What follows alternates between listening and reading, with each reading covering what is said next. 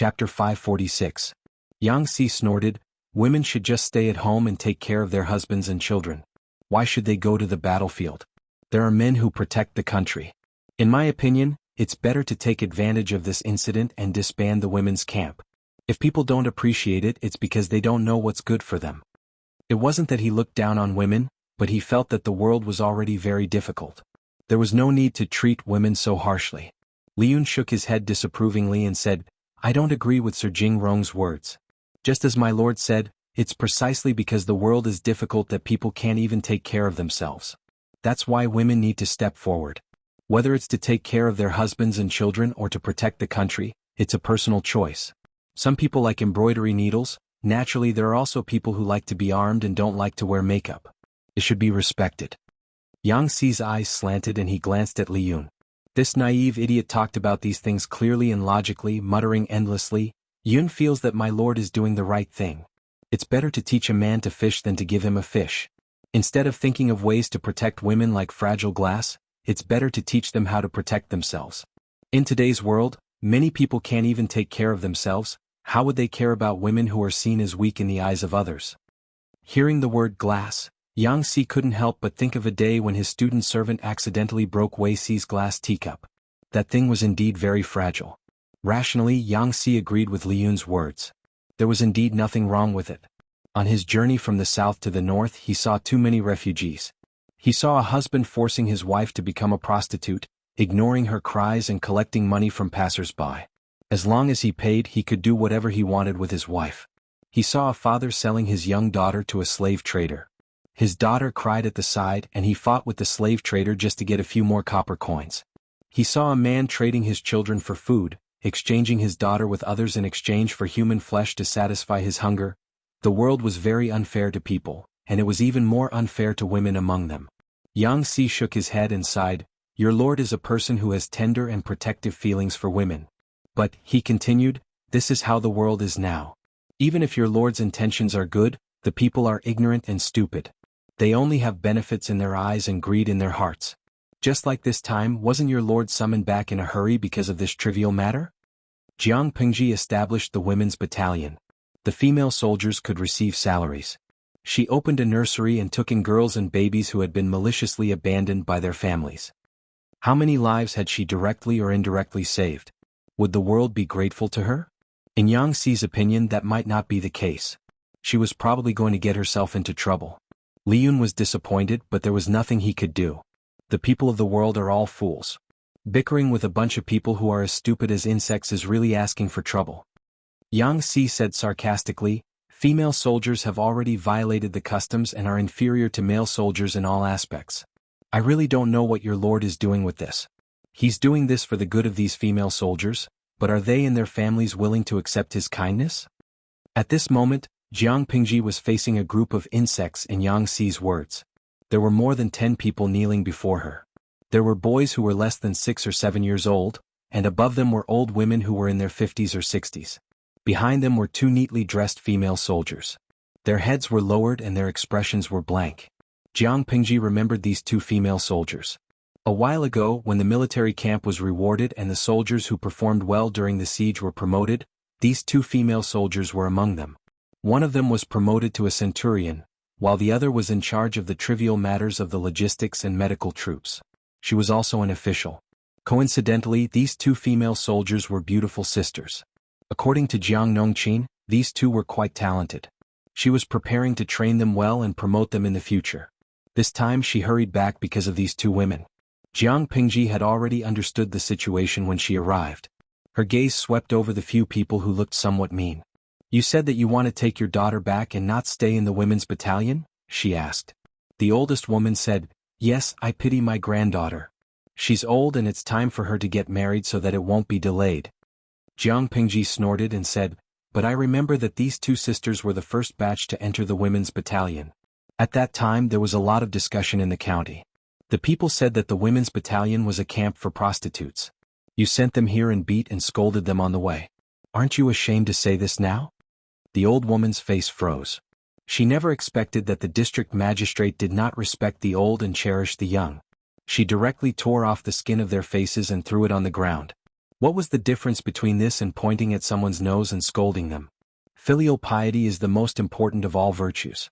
This old woman is their grandmother, Jiang Pingji said coldly. I remember that I set up a law. Even if they are biological parents, they have no right to force their children to be prostitutes. There was a hint of killing intent in her eyes. Just by sitting there she gave people a great deal of pressure. The audience in the streaming room also understood what had happened. They could not help but sigh. They felt sorry for Jiang Pingji and looked forward to the development of the plot. In this era, filial piety was more important than anything else. The streamer supported the female soldiers in the women's battalion. To a certain extent, it was against filial piety. Their families wanted the female soldiers to go back to get married and have children. If they did not go back, it would be unfilial. Jiang Pingji knew to respect the old and cherish the young, but she would not give face to others if they were shameless. Don't say such empty words. Do you really think that I don't know what you are planning? Don't you see that your 2 daughters are promising, so you want to cling to them and suck their blood? Don't think that I don't know that you have taken away their salaries. Touch your conscience. Do you have the cheek to ask for this money? Forget it. They are just jackals, wolves, tigers, and leopards. They are just animals. How can they be considered humans? She scolded the people below her mercilessly and changed to a more comfortable position. This time I came to get my daughters married. How can it be a good marriage? Isn't it just for the betrothal gift of a dozen taels? If I marry my daughters at a high price and accept the betrothal gift, and my daughters have a promising future in the military camp, I won't do anything because of filial piety. Instead, I will continue to pay them every month. 2 daughters, one is a centurion and the other is a medical officer. Their salaries are not low and they will be higher in the future. You guys are really good at scheming. What pity that their daughters or granddaughters were old and no one wanted them. It was just for a dozen taels of silver. As the saying goes, one should not hit people in the face, and one should not expose people's shortcomings. Jiang Pingji stepped on where it hurt.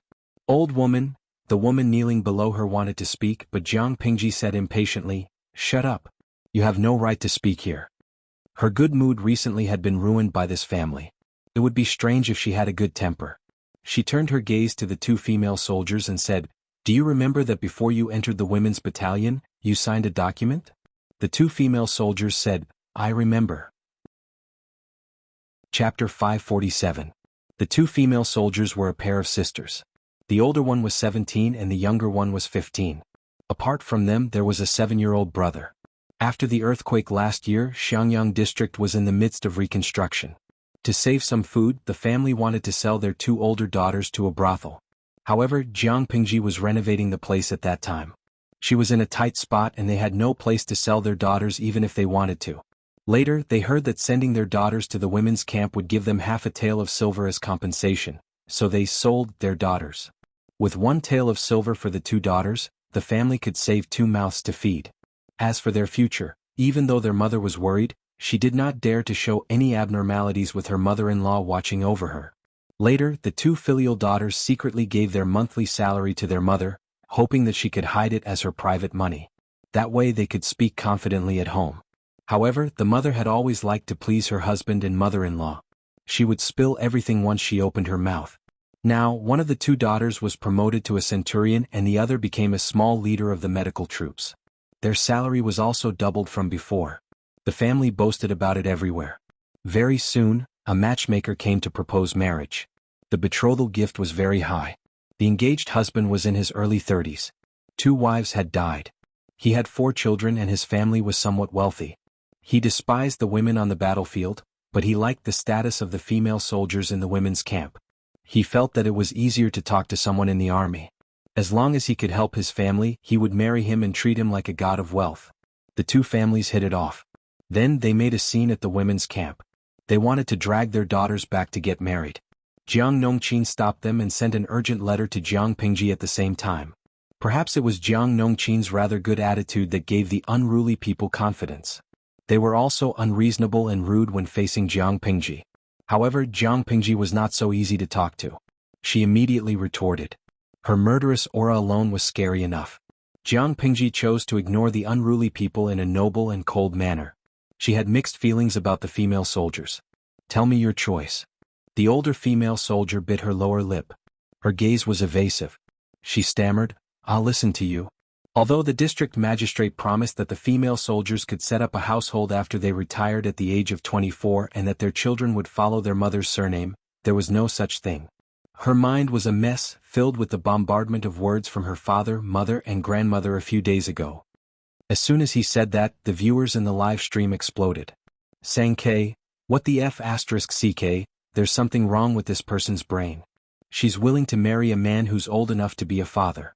Moreover, he's an old man with 2 dead wives and 4 children. Even the host said that he would support them. F***CK. Sai-Poo, my lungs are going to explode. Do they not believe in the host?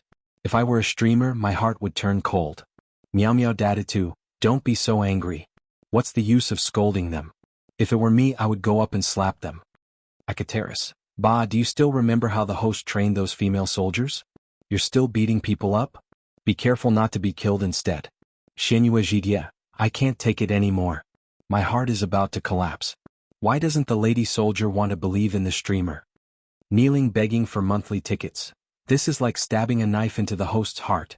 She's now preparing to reveal her identity in the future. She has to vigorously support the female soldiers and let them walk on stage. Now the lady soldier slapped the host in the face. This is too much. Jiang Pingji was not as upset as the viewers in the live stream thought. In fact, she was very calm. Yes, she was too calm. Feng Jin looked at Jiang Pingji worriedly and sighed in his heart. If the women's camp was not Jiang Nongqin's territory, he really wanted to overstep his authority and solve this problem before Jiang Pingji returned. He understood her temper. She would not be at a disadvantage at all. If she suffered a small loss, she would definitely seek revenge 1,000 times over. Jiang Pingji calmly moved her gaze away and fell on her younger sister. She asked, "What about you? Like your sister?" This female soldier was a centurion. According to Jiang Nongqin, she trained very hard every day. Others were resting, but she was still training. During the siege, her arm was shot by a stray arrow. She gritted her teeth and pulled the arrow out. She stopped the bleeding hastily and continued to fight. She was very stubborn. Jiang Nongqin secretly wanted to train her as the deputy captain of the women's camp. The female soldier looked at Jiang Pingji anxiously. Her grandmother secretly stared at her as if she could eat her up. I don't want to. I don't want to marry and have children like my sister. She said in a panic, didn't the district magistrate promise that female soldiers can retire at the age of 24? Their household registration will be independent, and their children can follow their mother's surname? Therefore, I don't want to marry. Compared to being pinched by her grandmother at home, she preferred to fight with knives, spears, swords, and halberds. Only then did she feel that she belonged to herself and was free. Jiang Pingji suddenly smiled and said, I know. I will naturally do what I promised. You wicked girl. Are you trying to anger me to death? The old woman ignored the situation and reached out to pinch the girl's waist. She had thick and long white nails. If she pinched her flesh, it would be extremely painful just thinking about it. Pa, the transparent glass was thrown to the ground. The broken pieces splashed all over the ground. The old woman was so shocked that her eyelids twitched. Jiang Pingji turned her head and asked Feng Jin, what's the punishment for attacking a soldier in public? Feng Jin answered, she should be flogged 3 times. Jiang Pingji said, yes, write it down. She waved at the young female soldier and gestured for her to sit in the lower seat. Jiang Pingji said calmly, a country has its laws and a family has its rules. The military camp is a place of strict discipline. You know what kind of place the women's camp is. When you send your daughter here, do you remember to sign a document? The document clearly states that female soldiers under the age of 24 are not allowed to get married or get pregnant. Those who violate this rule and incite them to do so will be flogged 100 times and executed in public. If a female soldier insists on marrying, she will be expelled from the military and will never be employed again. This time, the faces of the people who were kneeling below changed. The older female soldier's face was even paler. As for you, you're very good. You didn't disappoint the captain of the women's camp. She looked at the younger female soldier. You've reminded me of something. It's true that I've neglected this matter. You're not even 20 years old. It's still a bit early for you to get married. However, the matter of the household registration should be dealt with. From now on, all female soldiers in the women's camp will have their household registration removed from their original household registration and set up their own household. In Jiang Pingji's eyes, people were people. As long as they could be used, it didn't matter if they were men or women. In her eyes, those who could not be used by her were no different from trash. Jiang Pingji said coldly, Huayu, execute according to the contents of the contract for the women's camp. There's no need to talk nonsense with them. Feng Jin sighed. He knew it would be such a situation. Not to mention 100 floggings, the bodies of these people would suffer from 12 floggings. He said, "Yes, my lord. I just don't know, who is the main instigator?" Chapter 548. Who was the instigator? Whoever dared to stand up and admit it would be punished with 100 strokes. Wouldn't they be crippled if they were hit? It would be fine if they were crippled, but they might lose their lives. For a moment, the blood drained from the faces of the people kneeling below. Except for the 7-year-old boy who still looked confused, everyone else was sweating profusely and trembling. The old woman's eyelids rolled back and she fell to the ground, looking like she was out of breath. Feng Jin was surprised. Feng Jin was astonished. If this old lady was really scared to death, it would definitely affect his lord's reputation. The old woman's son, daughter, son-in-law, and daughter-in-law all looked distressed and panicked. The whole hall was noisy. Jiang Pingji leaned against the table and watched the emotional performance of these people coldly. The audience in the streaming room was still filled with righteous indignation. But after the old woman fainted, someone jumped out to accuse Jiang Pingji of being cold-blooded. Loli Wan Sui, "Oh my God, someone is going to die. Although this family is indeed a bit outrageous, isn't there something wrong with what you're doing, host? If you really scared someone to death, let's see how you deal with it.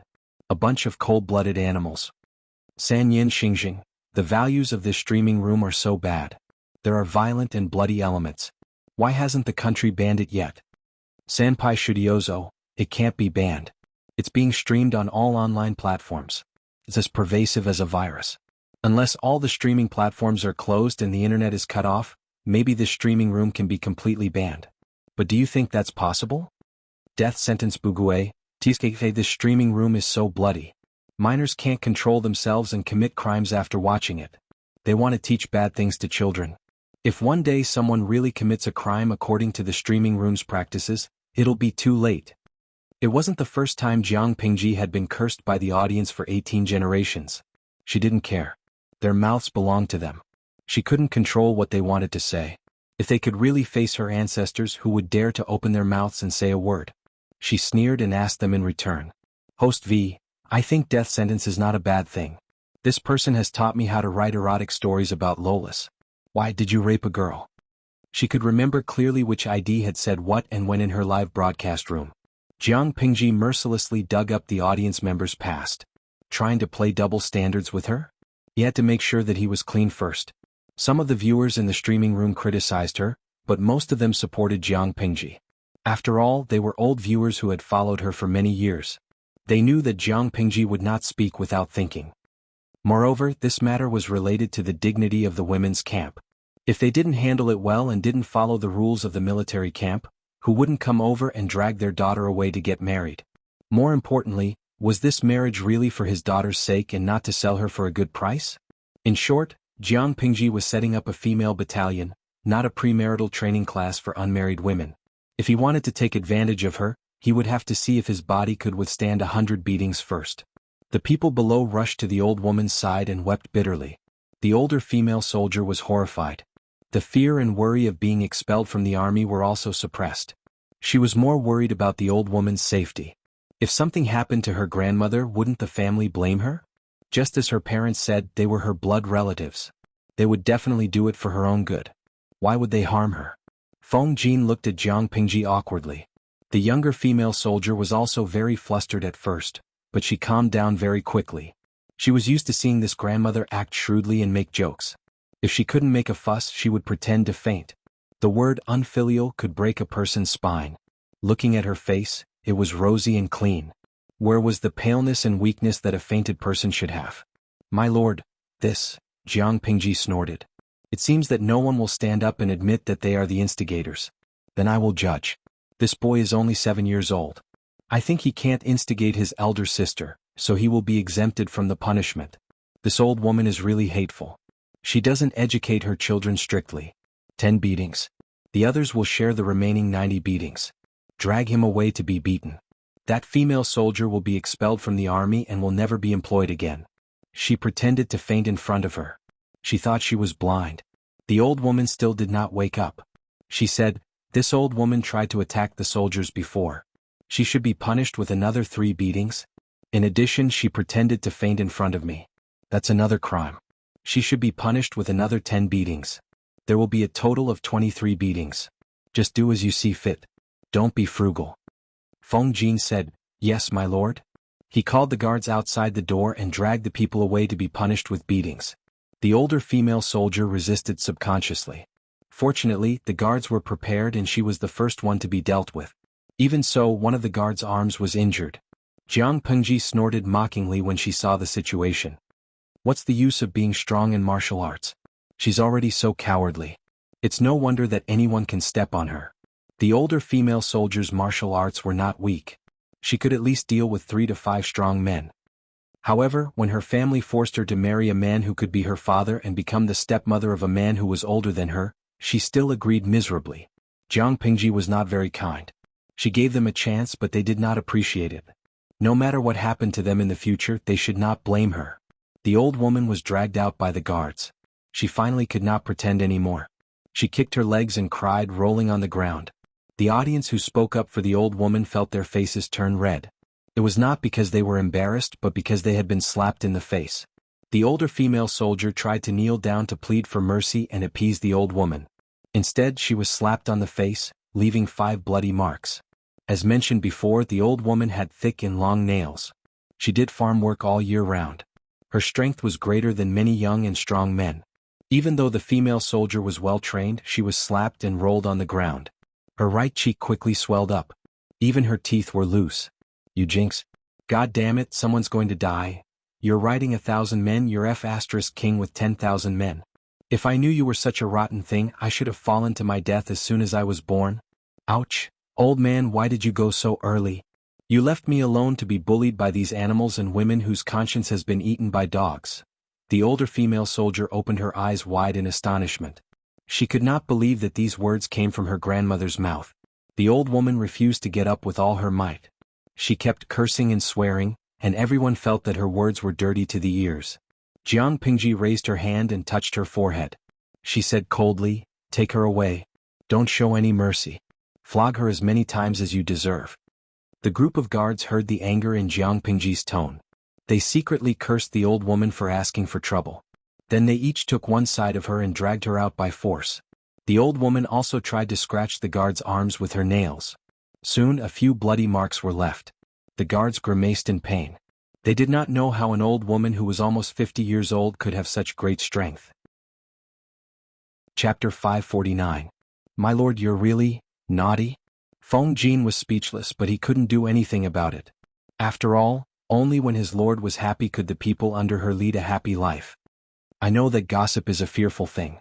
Beating an old man will attract criticism. However, the rules of the military camp are like this. If I show mercy today, will anyone be able to come and make trouble? Old people should be more reasonable. Should I indulge such shameless old people? Feng Jin naturally knew the importance of punishing the chicken to warn the monkey.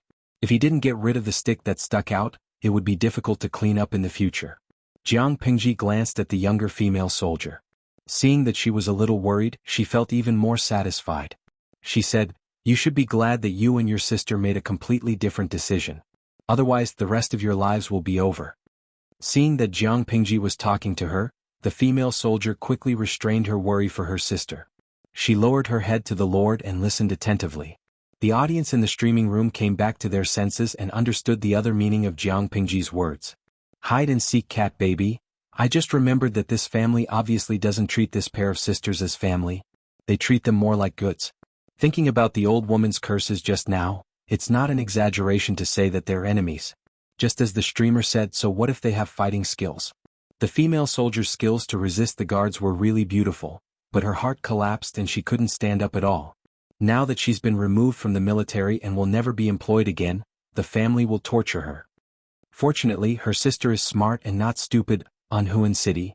To be honest, I'm quite unhappy with this female soldier's behavior. The streamer said that she'll support her.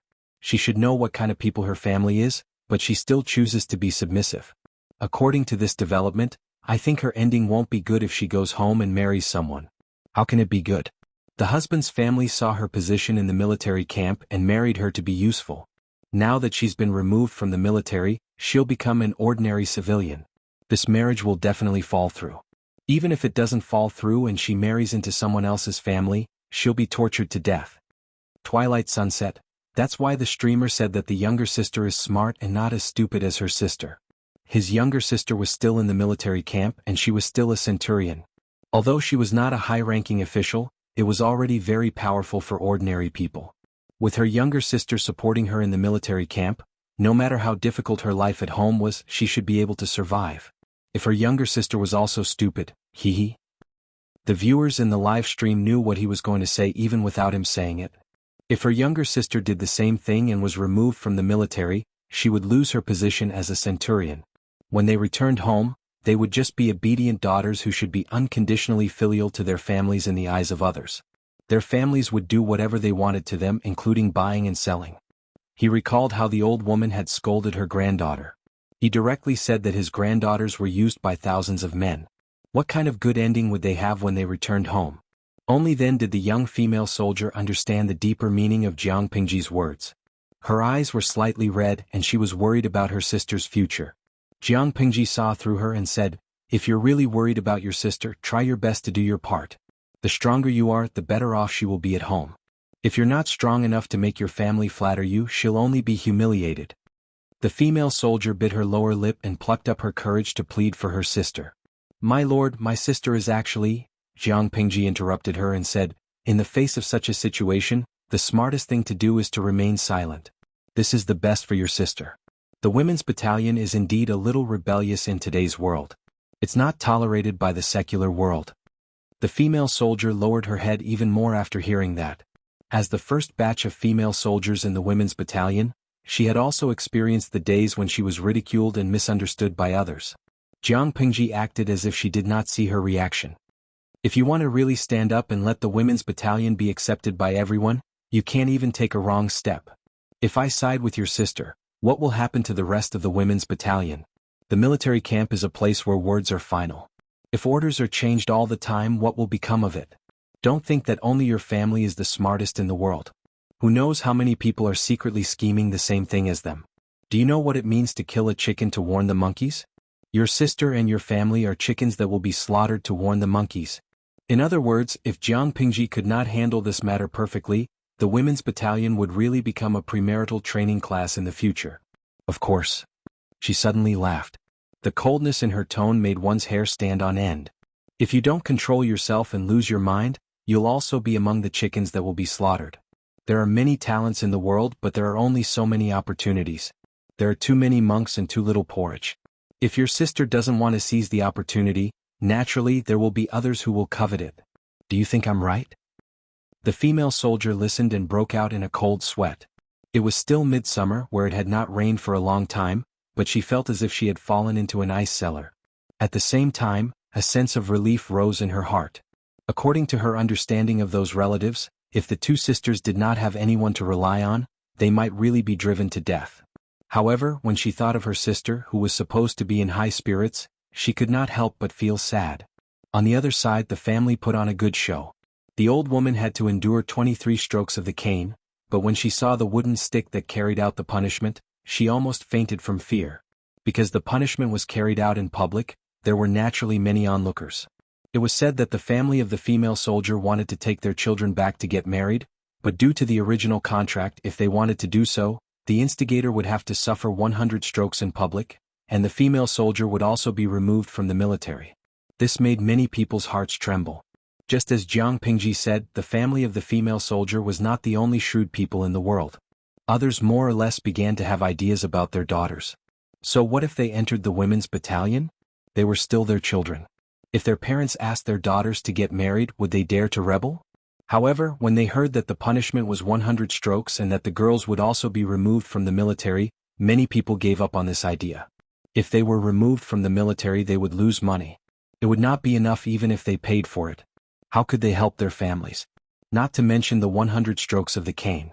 After a dozen strokes, they would go to hell. Everyone cherished their lives. Who would dare to commit a crime against the law? The onlookers gave up on the idea of tricking their daughters, but they did not stop watching the show. Some even boasted that they were smart and were proud of themselves.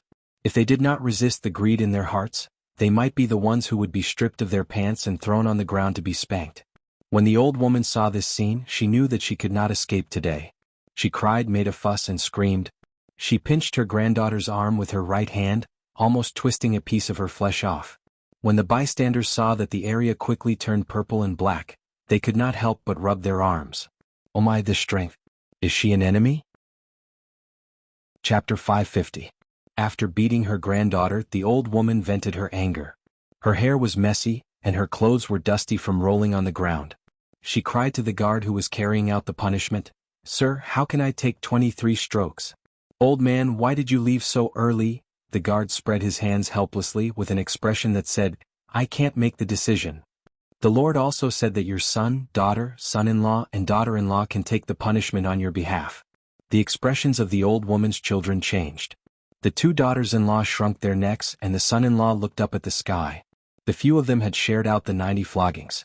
If they were to share out the old woman's 23 floggings, would they be able to survive? The old woman was reminded by the guard. She pointed at one of her daughters-in-law and said in a sharp voice, "It's all because of you. You gave birth to two losers and brought so much trouble to the whole family. You take the punishment, or I'll ask my son to divorce you."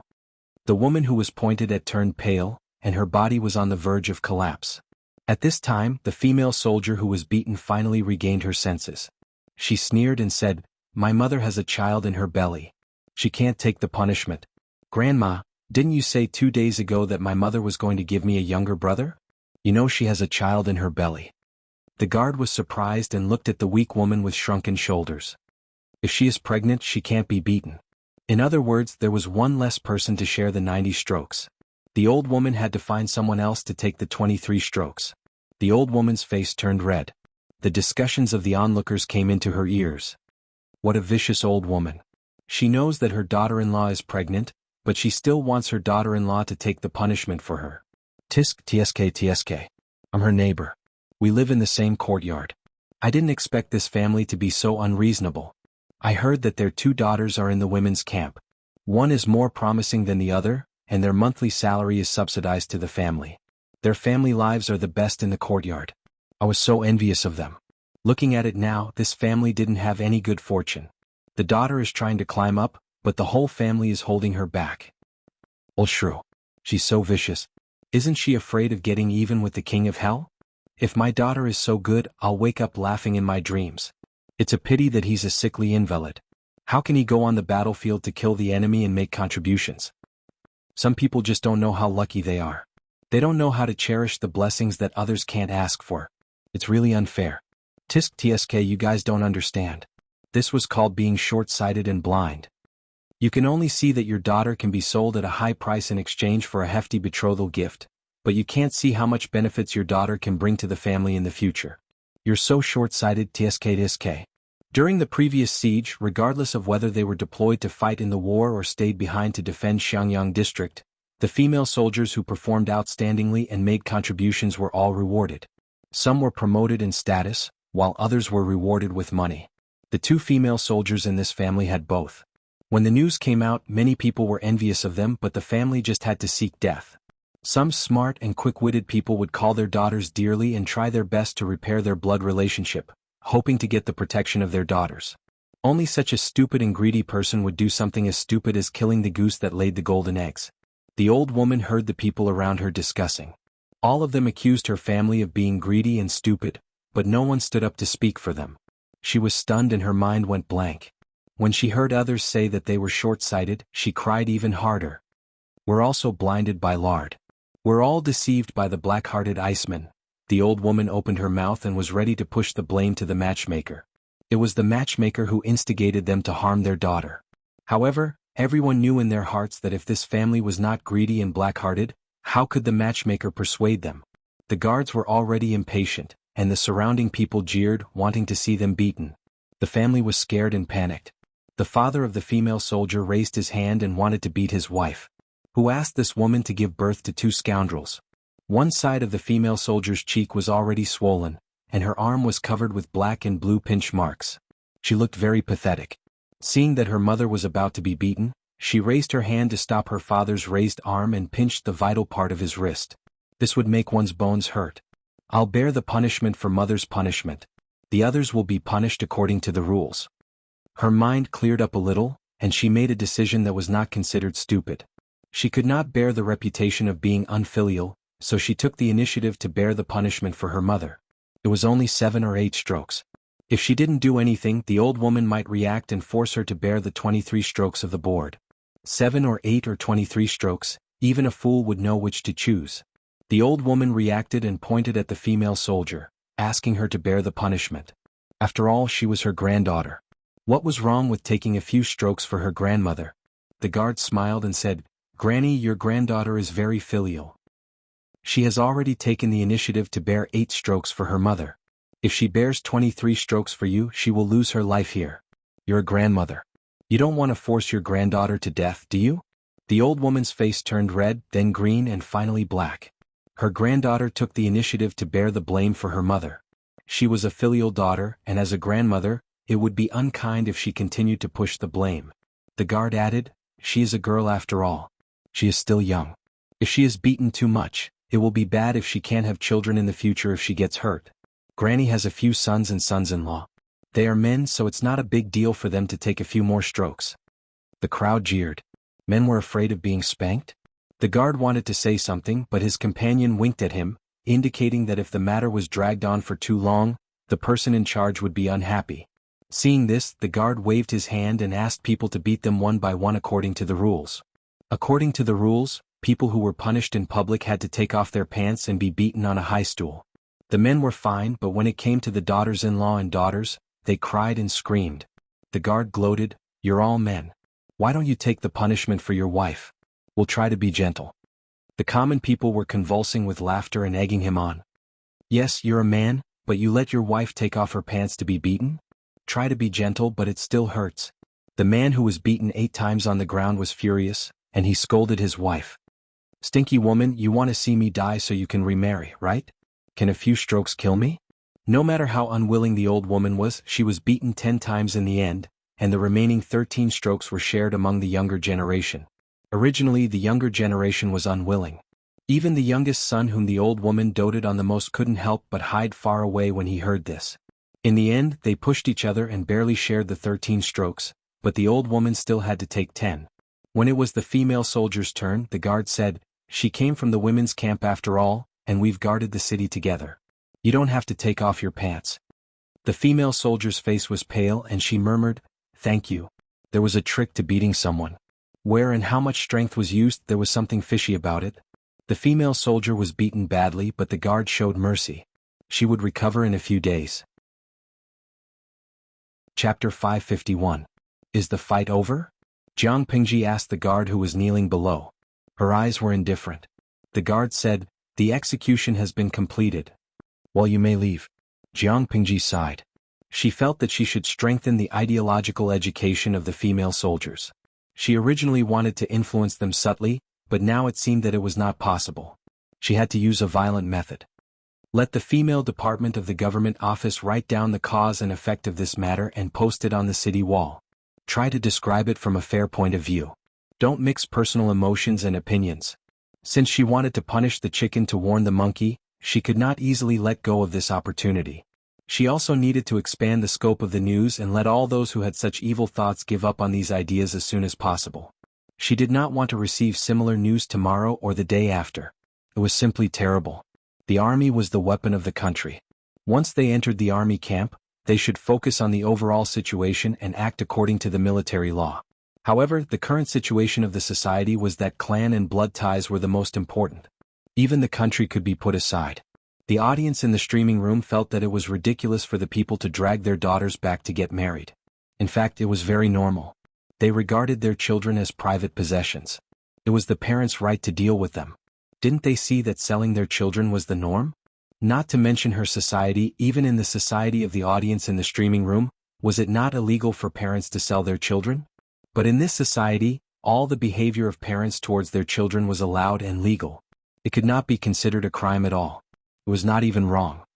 "Why you help me write a notice?" Jiang Pingji said. Feng Jin asked, "About the household registration of the female soldiers?" "Yes, it is indeed about this matter. I was muddle-headed before and did not consider the overall situation. Compared to the promise I gave to the family of the female soldiers, They are naturally more willing to believe in their family. Otherwise, the female soldier just now would not have been so easily persuaded. It is still too early to get married, but the household registration can be put on the agenda. At least let them see my determination, lest they have worries and let their imagination run wild. She did not need to check to know that there must be a lot of messy voices in the female camp now, which would shake the stability of the army. It was actually a good thing that the family came to make trouble. It was ready-made material to punish the chicken to warn the monkeys. Jiang Pengji could use this excuse to beat down those who had disloyalty and appease the hearts of the people in the female camp. If the army's morale was lax, it would be difficult to lead the troops. Feng Jin was stunned for a moment and then immediately nodded. I will do it now. Jiang Pengji said, thank you. Based on Feng Jin's attitude in the past, it was obvious that he did not support the female battalions and women in politics. Otherwise, they would not have maintained a simple friendship in the beginning. If not for the earthquake in Dongqing, Feng Jin might not have been willing to help her sincerely. After all, she was a woman. Feng Jin suddenly smiled. You're being too serious, my lord. The news of the female soldier sisters quickly spread. Many people who didn't have time to make a scene were frightened. If they were a step faster and wanted to sell their daughters in the women's camp, they would be the ones who would be beaten up. That was a total of 100 paddles. There were many people in the family, so they wouldn't be beaten to death. But for those with fewer people, wouldn't someone die? Some rejoiced, some mocked, and some gloated. What happened to the female soldier's sister was a wake-up call for everyone in the women's camp. It was also a wake-up call for their families. After entering the military camp, one could not get married or get pregnant before the age of 24. Violators would have to bear the punishment of 100 strokes and a fine of varying amounts. When Jiang Pengji clearly stated this rule, naturally no one dared to make a fuss. She knew the principle of giving a carrot after a stick. In order to appease the people in the women's camp, she announced that she would start to deal with the matter of the independence of the female battalion's household registration. In this era, the military registration was a notch lower than that of a commoner. Daughters from good families were not willing to marry soldiers. However, the military registration that Jiang Pengji set up was different. The compensation and various arrangements for the orphans and family members after the war were very perfect. Soldiers of different ranks could receive different salaries. There was even a certain discount in the purchase of land and houses. If the officers and soldiers unfortunately died in the war, their family members and orphans could be properly arranged. If they were disabled due to the war, the government would arrange a job for them to make a living. If they were too seriously injured and could not do physical labor, the government would also allocate a certain amount of subsistence to ensure their livelihood. For such families, the family members could receive additional care, such as a certain discount for their children's schooling or a reduction in the tax on the land. Jiang Pengji listed out all the contents that she could think of. Then she asked the people in the government office to modify and amend these regulations. Feng Jin looked at these and was stunned for a long time.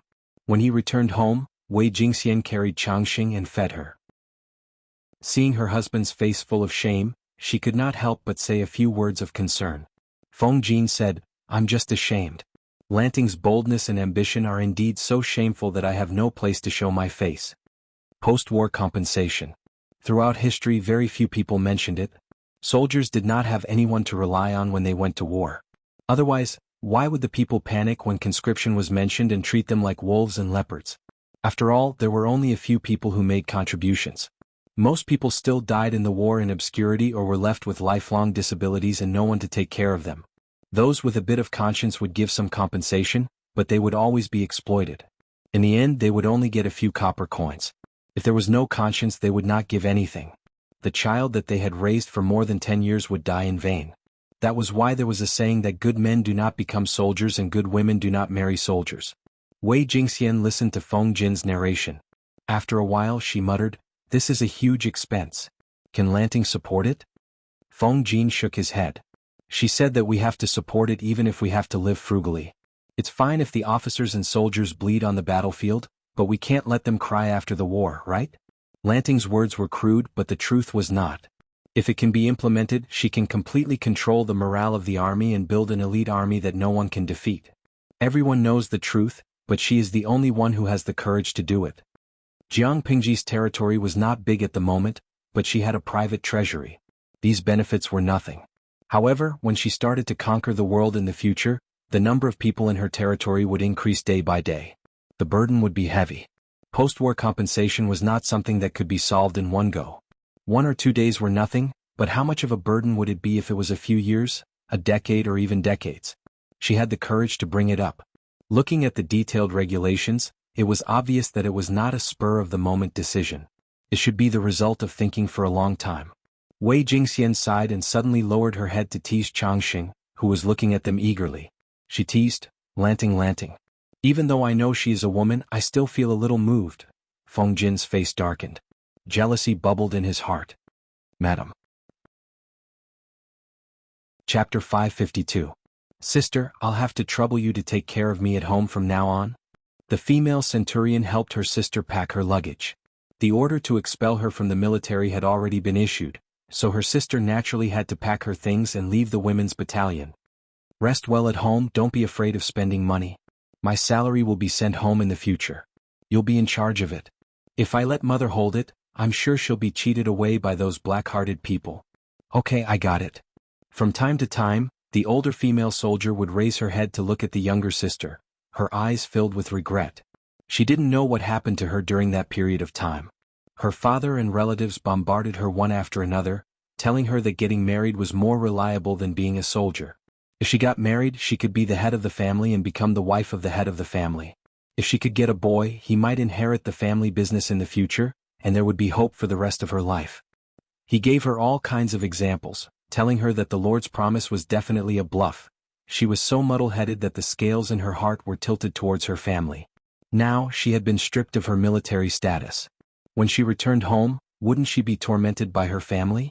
Thinking of this, she couldn't help but think of her younger sister. She was obedient and sensible, and much more reliable than her elder sister. In this era, if his 15-year-old sister hadn't entered the women's camp, she would probably have given birth to a baby and become a mother by now. I've seen through it. To put it bluntly, mother is also unclear. I gave her half a year's salary, hoping that she could rely on the money to be a little tougher at home, so that she wouldn't be bullied by grandma, bullied by auntie, and beaten by father. The more she spoke, the angrier she became. The younger female soldier could not help but grit her teeth. The barracks provided meals 3 times a day, and the food was very good. The rice and silver that were distributed every month had nowhere to use, so the sisters decided to secretly give them to their mother. It was just that they didn't expect this mother to trick them like this, attracting a group of blood-sucking leeches. Once those black-hearted relatives made a fuss, her sister would lose her military status, which was equivalent to losing a layer of protection. What would she do in the future? The marriage was ruined, the husband's family fled faster than a rabbit, and the family was beaten up because of this matter. They would definitely blame it on her sister. Thinking of this, the female soldier felt her head swell. Her younger sister continued, "Sis, don't be silly this time. If they make a scene at you, just hit them back. I'm still a centurion who dares to hit my sister. It's the same for mother. You have to be more strong-willed so that you and mother won't be bullied." Compared to the weak elder sister, the younger sister's personality was much tougher. Her younger sister nagged that the women's battalion only had 1 day off every month, and she could only go home once a month. The female soldier sister still did not say a word. She silently took the luggage that the girl handed over. Apart from a few sets of clothes and 2 sets of bedding, there was basically nothing else. When he exited the tent, he was surrounded by a dozen or so comrades whom he was on good terms with. Everyone was silent. The female soldier's lips quivered. "I'm leaving." Many of his comrades came to see him off, but there were also some female soldiers who were not familiar with him who came to watch the fun.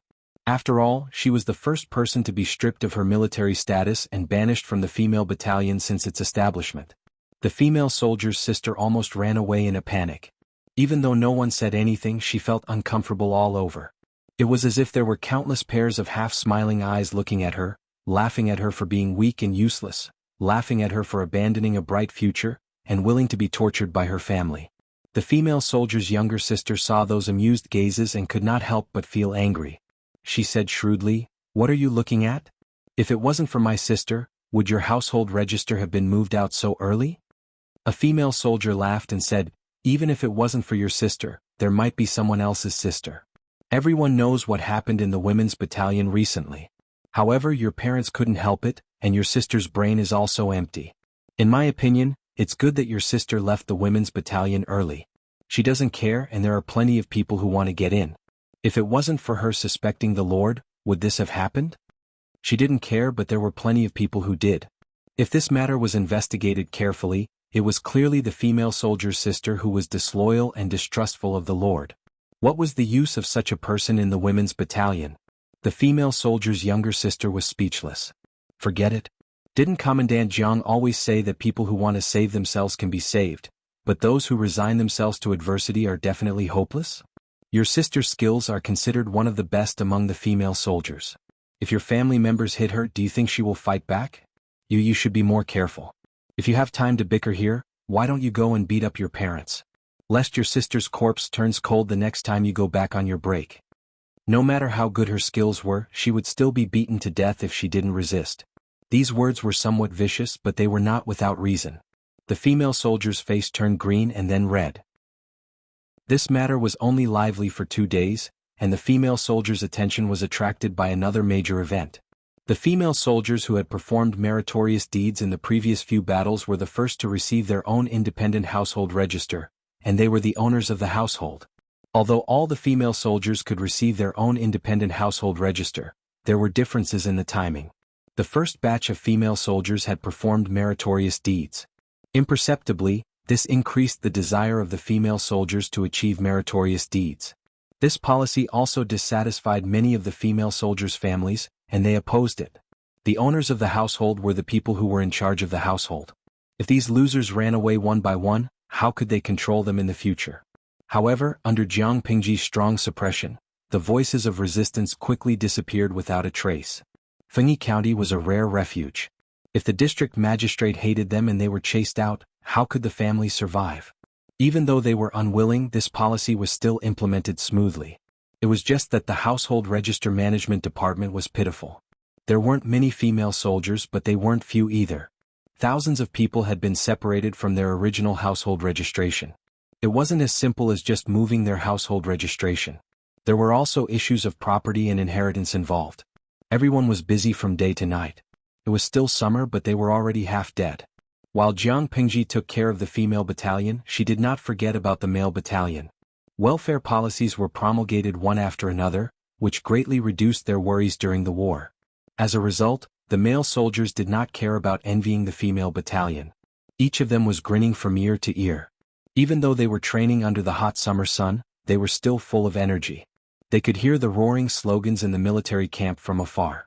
After the incident with the female battalion, Jiang Pingji realized that most of the soldiers' thoughts had been fixed. The efficiency of subtle influence was too slow, and it was difficult to have an effect in a short period of time. Since that was the case, it was better to choose simple and violent brainwashing methods.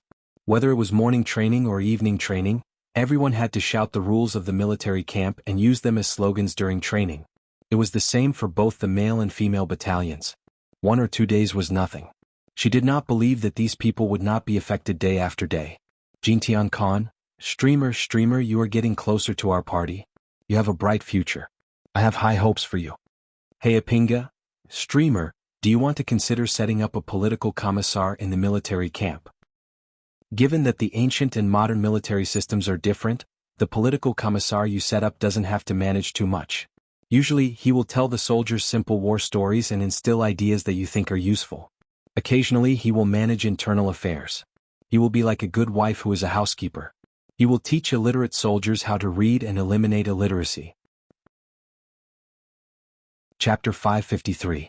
Using the words of the audience in the streaming room to mock themselves, they were just a group of salted fish whose main job was to shout, 666. Their secondary job was to watch the drama unfold. However, watching the drama unfold was one thing. Salted fish also had brains. Their suggestions would also inspire Jiang Pingji. For example, she had considered the position of political commissar carefully. She was quite tempted, but when combined with reality, she wilted and could not carry it out. Shenghejia Tianyuan potato chips. Why? Isn't this a good suggestion? I think it's very feasible. Salami Jishui, don't be anxious. The streamer only said it's not feasible now. She didn't say it's not feasible in the future. It's probably because the conditions are not ripe yet. Do you think a housekeeper can be a political commissar? The most basic requirement is that a political commissar is not illiterate. After the bullet screen was posted, many of the anxious salted fishes calmed down.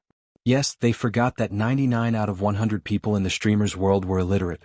The position of political commissar was not to be knowledgeable, but he must not be illiterate. Otherwise, how could he brainwash people?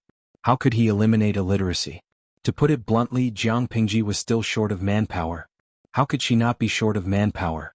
First, recruit talents and use various benefits to attract refugees to settle down. Recruit soldiers and buy horses to strengthen their strength. Jiang Pingji was already working hard on this point. Wei Xi had also sent more than 10 letters to students he was close to, but he had not received any replies yet. Second, nurture talents herself. Speaking of nurturing talents, one had to mention the academy. The academy was the cradle of talents. Jiang Pingji previously tricked Shang Wan to be her teacher. She ordered people to build a small academy in Xiangyang district, where the military was the strongest. She planned to recruit 100 clever students. At present, the construction of the academy had reached its end. The enrollment plan could also be put on the agenda. As long as she trained them for a year or two, she could quickly recruit a batch of low-level talents. Not to mention anything else, at least they could be a political commissar and brainwash the soldiers by telling them stories. Third, birth. Encourage women of suitable age to have children. After all, new lives were the future. Too many people died in war, which would cause a sharp decline in the population. If there was not an appropriate number of newborns, the population would show a negative growth, which would be detrimental to long-term development.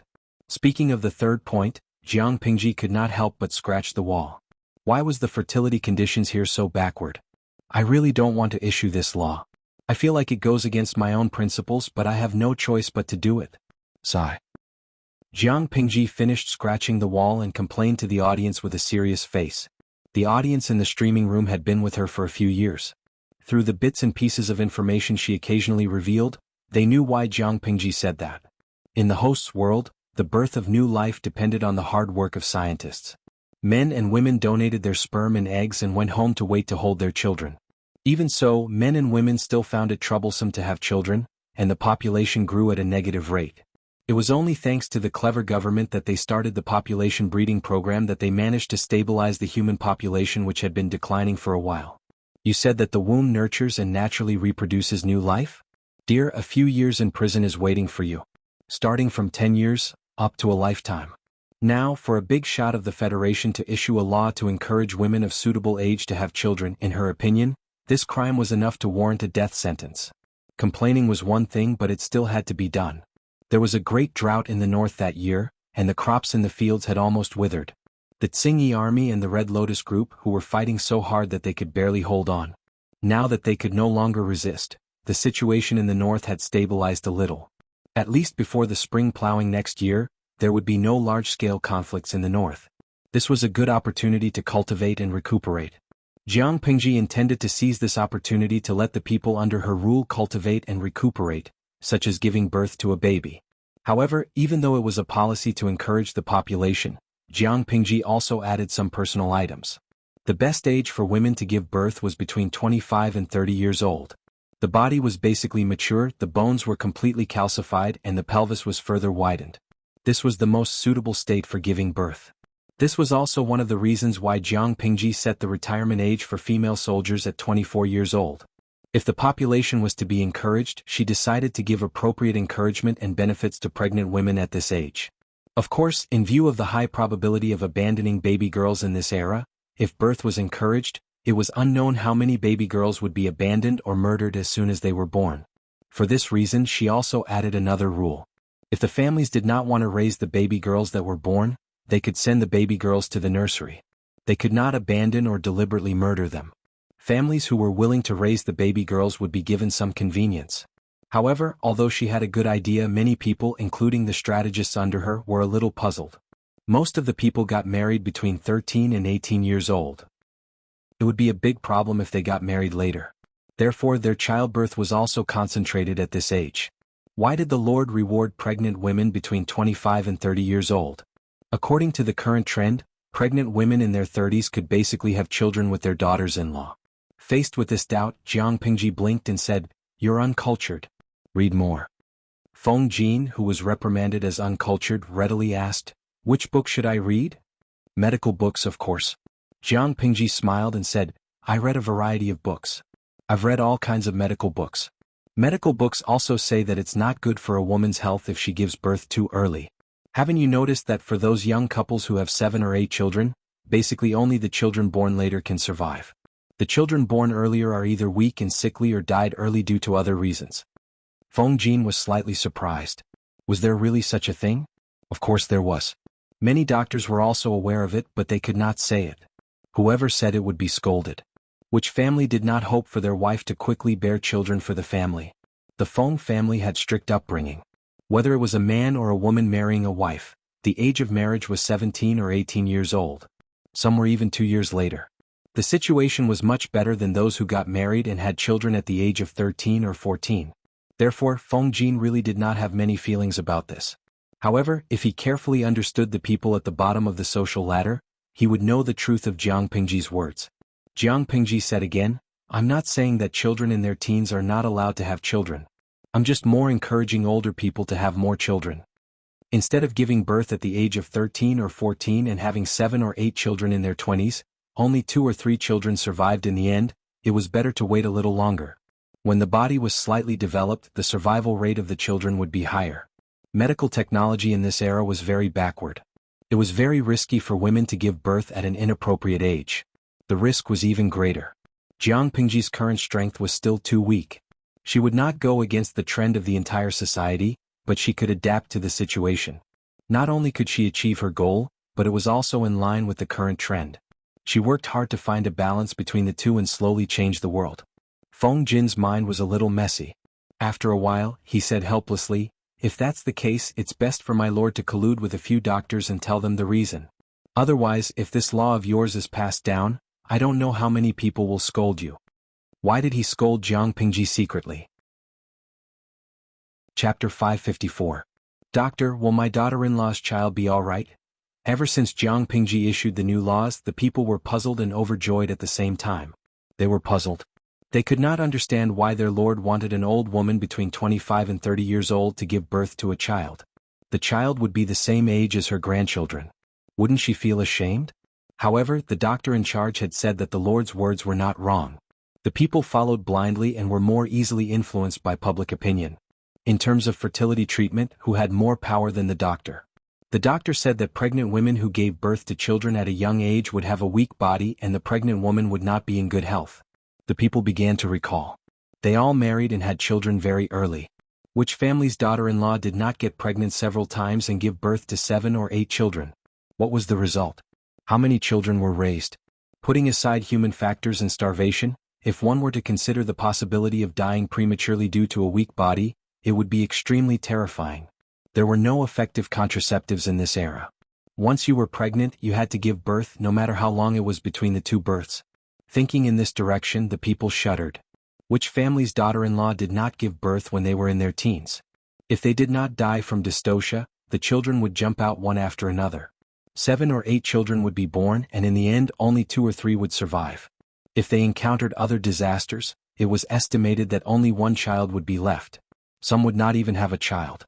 They found that the children born later in life were indeed stronger. At that time they thought that it was because their lives were better. Those whose daughter-in-law was pregnant could not sit still. Pregnant women lined up in front of the clinic. The doctor could meet hundreds of mothers-in-law like the one in front of him who was worried about their unborn grandchildren.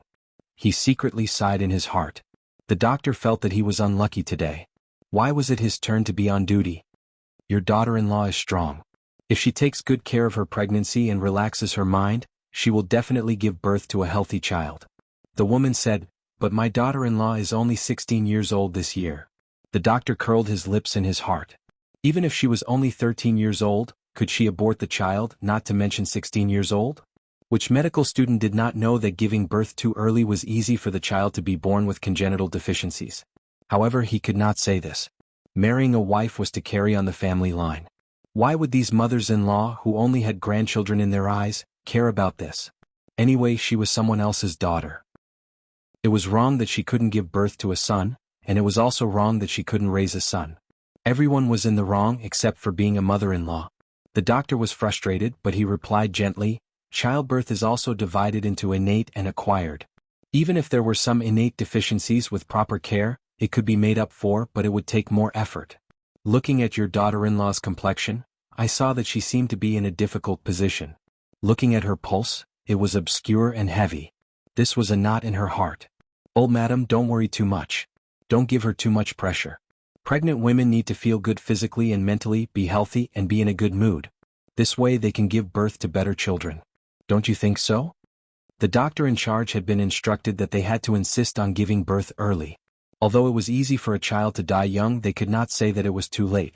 Although the child born early was congenitally deficient, it could still be healthy and lively after careful care. It was just that the adult had to take good care of the child and could not be careless. Jiangpingji's medical center was an institution that attracted a lot of fans. The medical herbs and the doctor's salary were specially subsidized by the government office. In this way, the people's expenditure for medical treatment was less. The doctor could focus more on treating the patients and did not need to consider other chores. Anyone who had a headache or fever could come to see a doctor. It did not cost much and the medicine was not expensive. In order to take care of the female patients, there were also female medical soldiers who took turns to learn medicine in the medical center. For almost a year, the medical center in Xiangyang district had a good impression of the people. Since the doctor in charge said so, the people thought for a while in a daze. They could accept the laws that Jiangpingji had issued. Pregnant women in their 20s were a little old, but it was easy for them to give birth and the children they gave birth to were healthy. This was an advantage.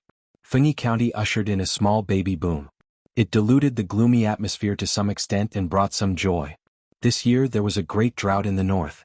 Not to mention that there was no harvest in the fields, the scorching sun hung high in the sky and there was a lack of water everywhere. Without food, the most they could do was starve.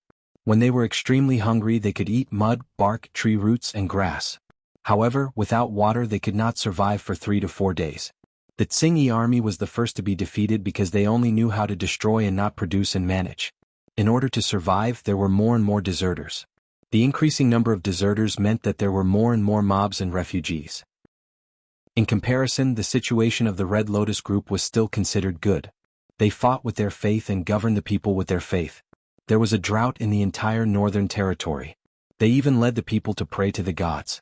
Although it was useless, it eased the panic of the people to a certain extent. Under such circumstances, the construction of Fengyi County was already on the right track. The originally dilapidated Maolin district, Qingan district, and Jiaoping district all showed signs of vitality. Some refugees who escaped back thought that they had come to the wrong place. Was this still their old hometown? Every day refugees fled into Fengyi County. Outside the city, people could be seen waiting for inspection and resettlement. Although they were still very poor, as long as there were enough people, there was no need to fear that they could not develop. The weather is hot now. The water level of the wells has been dropping. There are also traces of the mountain streams drying up. Yang Xi's face, which could be compared to the full moon, had become so thin that a sharp chin could be seen. His black stubble had not been trimmed in time. He looked very pathetic. The canals are covered with green bricks, but the water has been decreasing. I think the other 3 districts are in the same situation. What should we do? The boy servant no longer learned cooking from the chef. He was pulled over by his master to tidy up documents and was ordered around as half a labor force. He said, "Why don't we restrict the people's daily water use?" Wei Ci shook his head. "No. If we do this, it will easily cause panic among the people. Every household will rush to store water. That will be bad." New refugees gathered every day. If the news of water shortage in the city was spread at this time, who knew how chaotic it would be? The boy servant had a bitter expression. "What should we do?" Wei Ci thought about it. "Why don't we change the method?" It was the same as controlling the use of water, but the method of publicity was different. The effect caused was also very different. Yang Xi said in surprise, "Change the method?" Wei Ci said, "Now there are so many refugees outside the city. There is a large area of drought in the north. Many people don't have access to water. In serious cases they will die of thirst. In that case, we will inform the people inside and outside the city about the serious situation in the north. Tell them that although there is no shortage of water in the county, every household should cherish the current situation, save water, and reduce unnecessary waste of water." Thinking about how other people did not have access to water, if the people of each household wasted water, wouldn't their conscience hurt? The boy servant and Wei Ci had the same purpose. It was obvious that the former would cause panic and chaos, while the latter could make the people feel guilty and save water spontaneously. It could even increase the people's gratitude toward Jiangpingji. Without her, would everything happen today? Chapter 555. Facts prove that Wei Si's method was indeed effective. Not only did it not cause panic among the people, but it even made them more united. However, this method ultimately treated the symptoms but not the root cause. Every day that God did not give them face and rain, the drought would become more serious. Compared to the scene of thousands of miles of dry fields outside, the situation in Fengyi County was much better. Jiang Pingji's brain and spirit had returned to their peak state. It was not difficult for her to explore the underground water flow. Even without this, based on her previous experience, she could easily find a place to dig a well. With such a strong backer, the water shortage was not serious. Jiang Pingji held a honey popsicle in her mouth and said vaguely, "It's so hot." The boiled water was mixed with a thick layer of honey. After stirring, it was placed into a special groove mold. Finally, it was placed into the fridge and made into an edible popsicle. The pure natural honey tasted quite sweet, and it made one's entire body feel comfortable, dispelling the heat in one's body. As for the fridge? Of course, it was not the fridge that the audience in the streaming room was familiar with. It was also not the one that Jiang Pingji bought from the mall.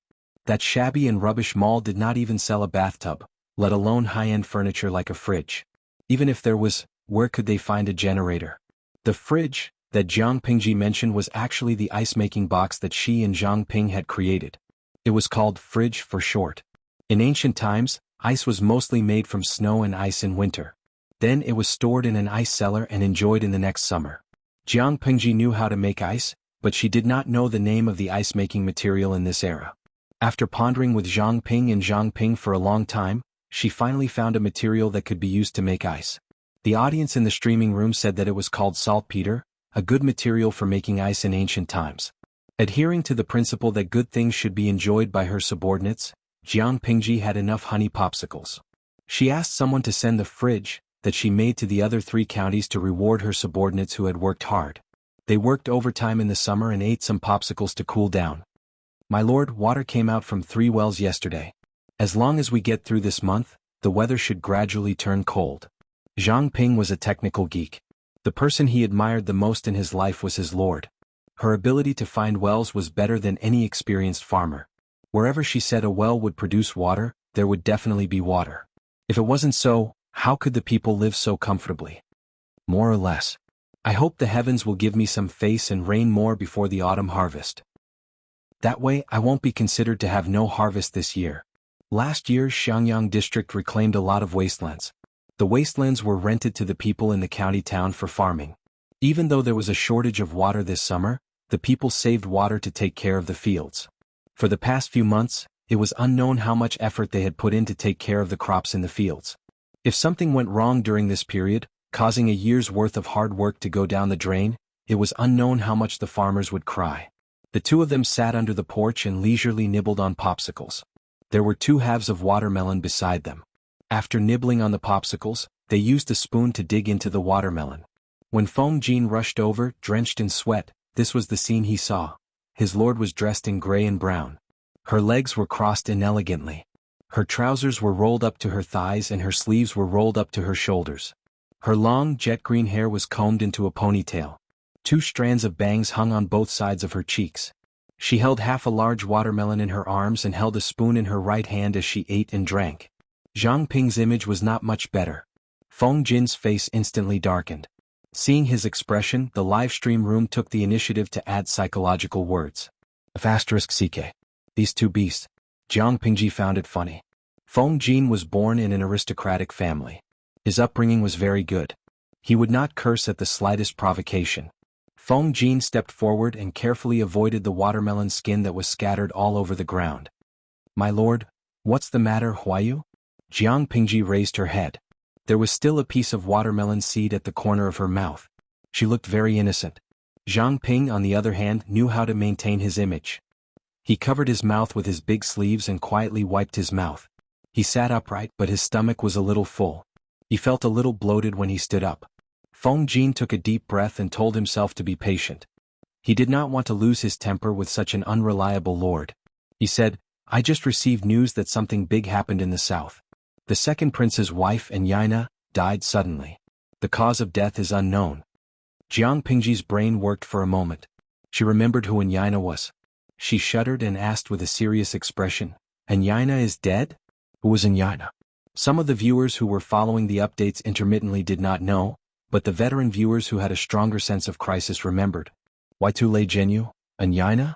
Isn't she the princess of the royal family of the northern borderline who later married the second prince of Dongqing? Fongding Ziyu, she's dead. Why is Feng Jin so nervous? If she's dead, then so be it. Xinjia, please, can you have some political awareness? Although Enyina was only the princess of the northern borderline, she was also the link between the northern borderline and Dongqing. The northern borderline had been ambitious for a long time. Enyina was a spy sent by the northern borderline who specialized in stirring up trouble.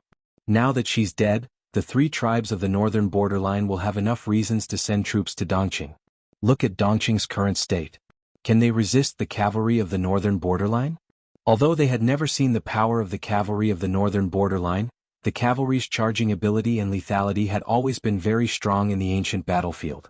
If the cavalry did not encounter a unit that completely restrained them, they could be said to be invincible on the battlefield. The cavalry was very mobile. They would leave after one wave of attacks. How could the ordinary two-legged infantry catch up? Not only that, the battles on the ancient battlefield relied a lot on the cooperation of the army. The cavalry's charge could collide with the formation and cut the enemy's formation into several pieces, so that the army could not take care of the end of the battle.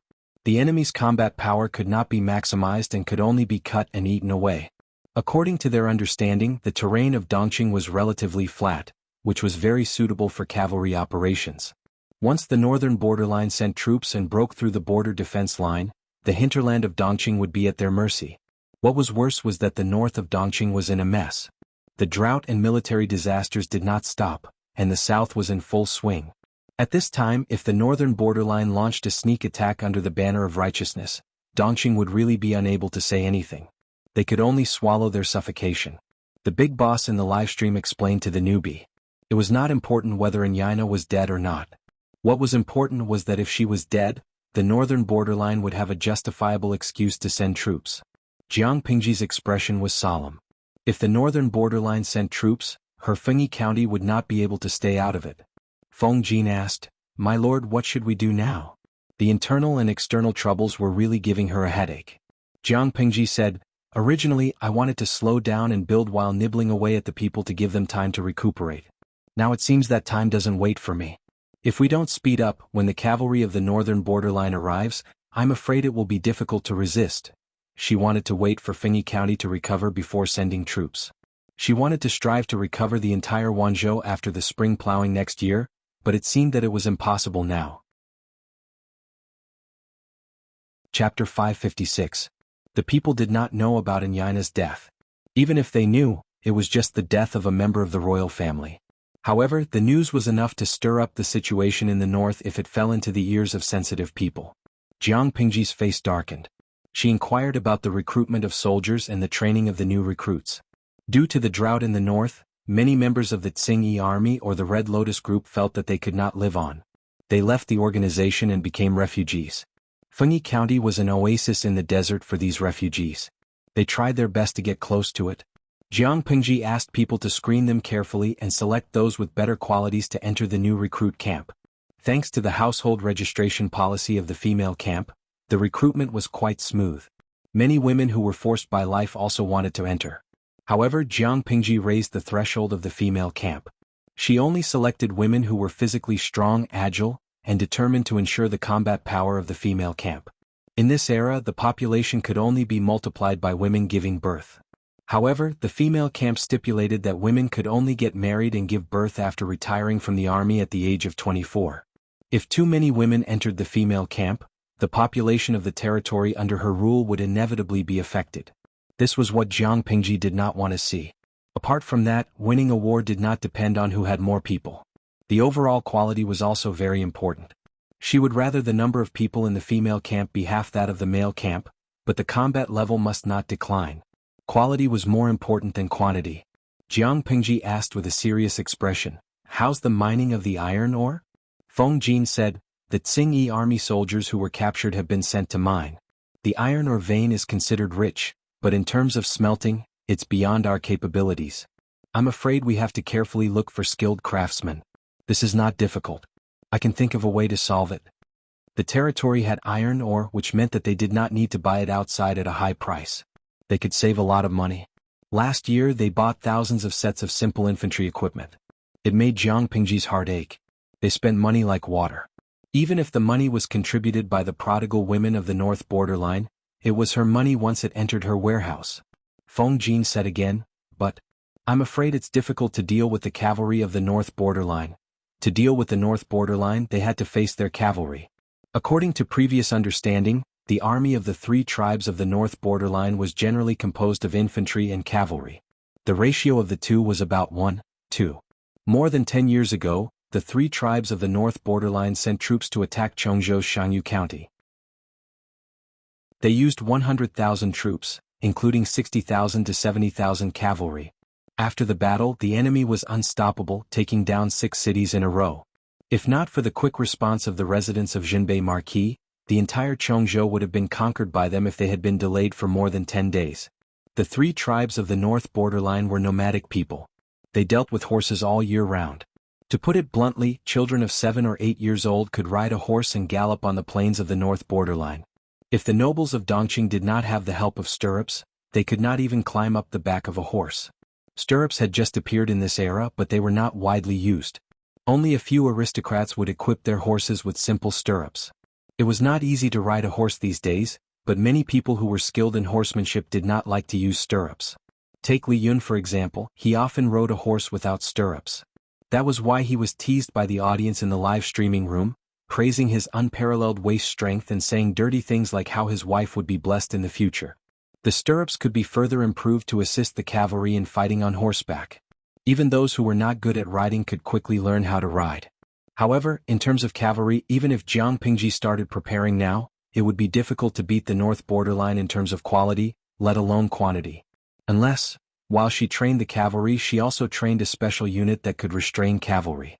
Jiang Pingji's eyes darkened, and her brain began to work.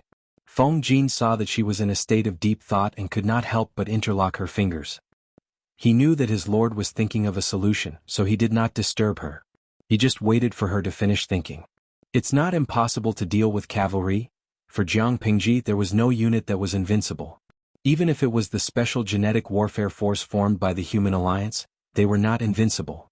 They could still encounter natural enemies. Similarly, it was even more impossible for the simple and crude light cavalry like the 3 tribes of the north borderline to be invincible. Feng Jin asked, "What do you have in mind, my lord?" Jiang Pingji said, "I want to train an army that specializes in killing horses. The horse farms of Dongqing are in Changzhou, and Changzhou is the territory of the Mengs. They are not on the same side as us. If we want to buy enough war horses through this channel, I'm afraid we will have to go bankrupt. If war breaks out in the north borderline, they will also keep an eye on the whereabouts of the horses. It is not realistic for us to make a last-minute effort to expand the cavalry." Zhang Ping, who was at the side, said, "My lord, do you want to play to your strengths and avoid fighting with the cavalry, and instead develop a way to restrain them?" When it came to horse warfare, even Zhongzhou, which had the strongest national power, did not dare to say that it could defeat the north borderline. Instead of competing with the cavalry, it was better to find another way and develop a special unit that specialized in restraining the cavalry. This was indeed an idea. Jiang Pingji nodded and said, "War horses are the other life of the cavalry. Once they lose their war horses, the cavalry is as fragile as a snail with its shell removed. We can now produce our own iron. We can make long swords and heavy shields. If we let different units work together, for example, there are soldiers who specialize in holding heavy shields to resist the cavalry's first charge, and there are other soldiers who use long swords or long spears to stab and kill the war horses." This was just an idea, and the actual implementation still needed to be tested.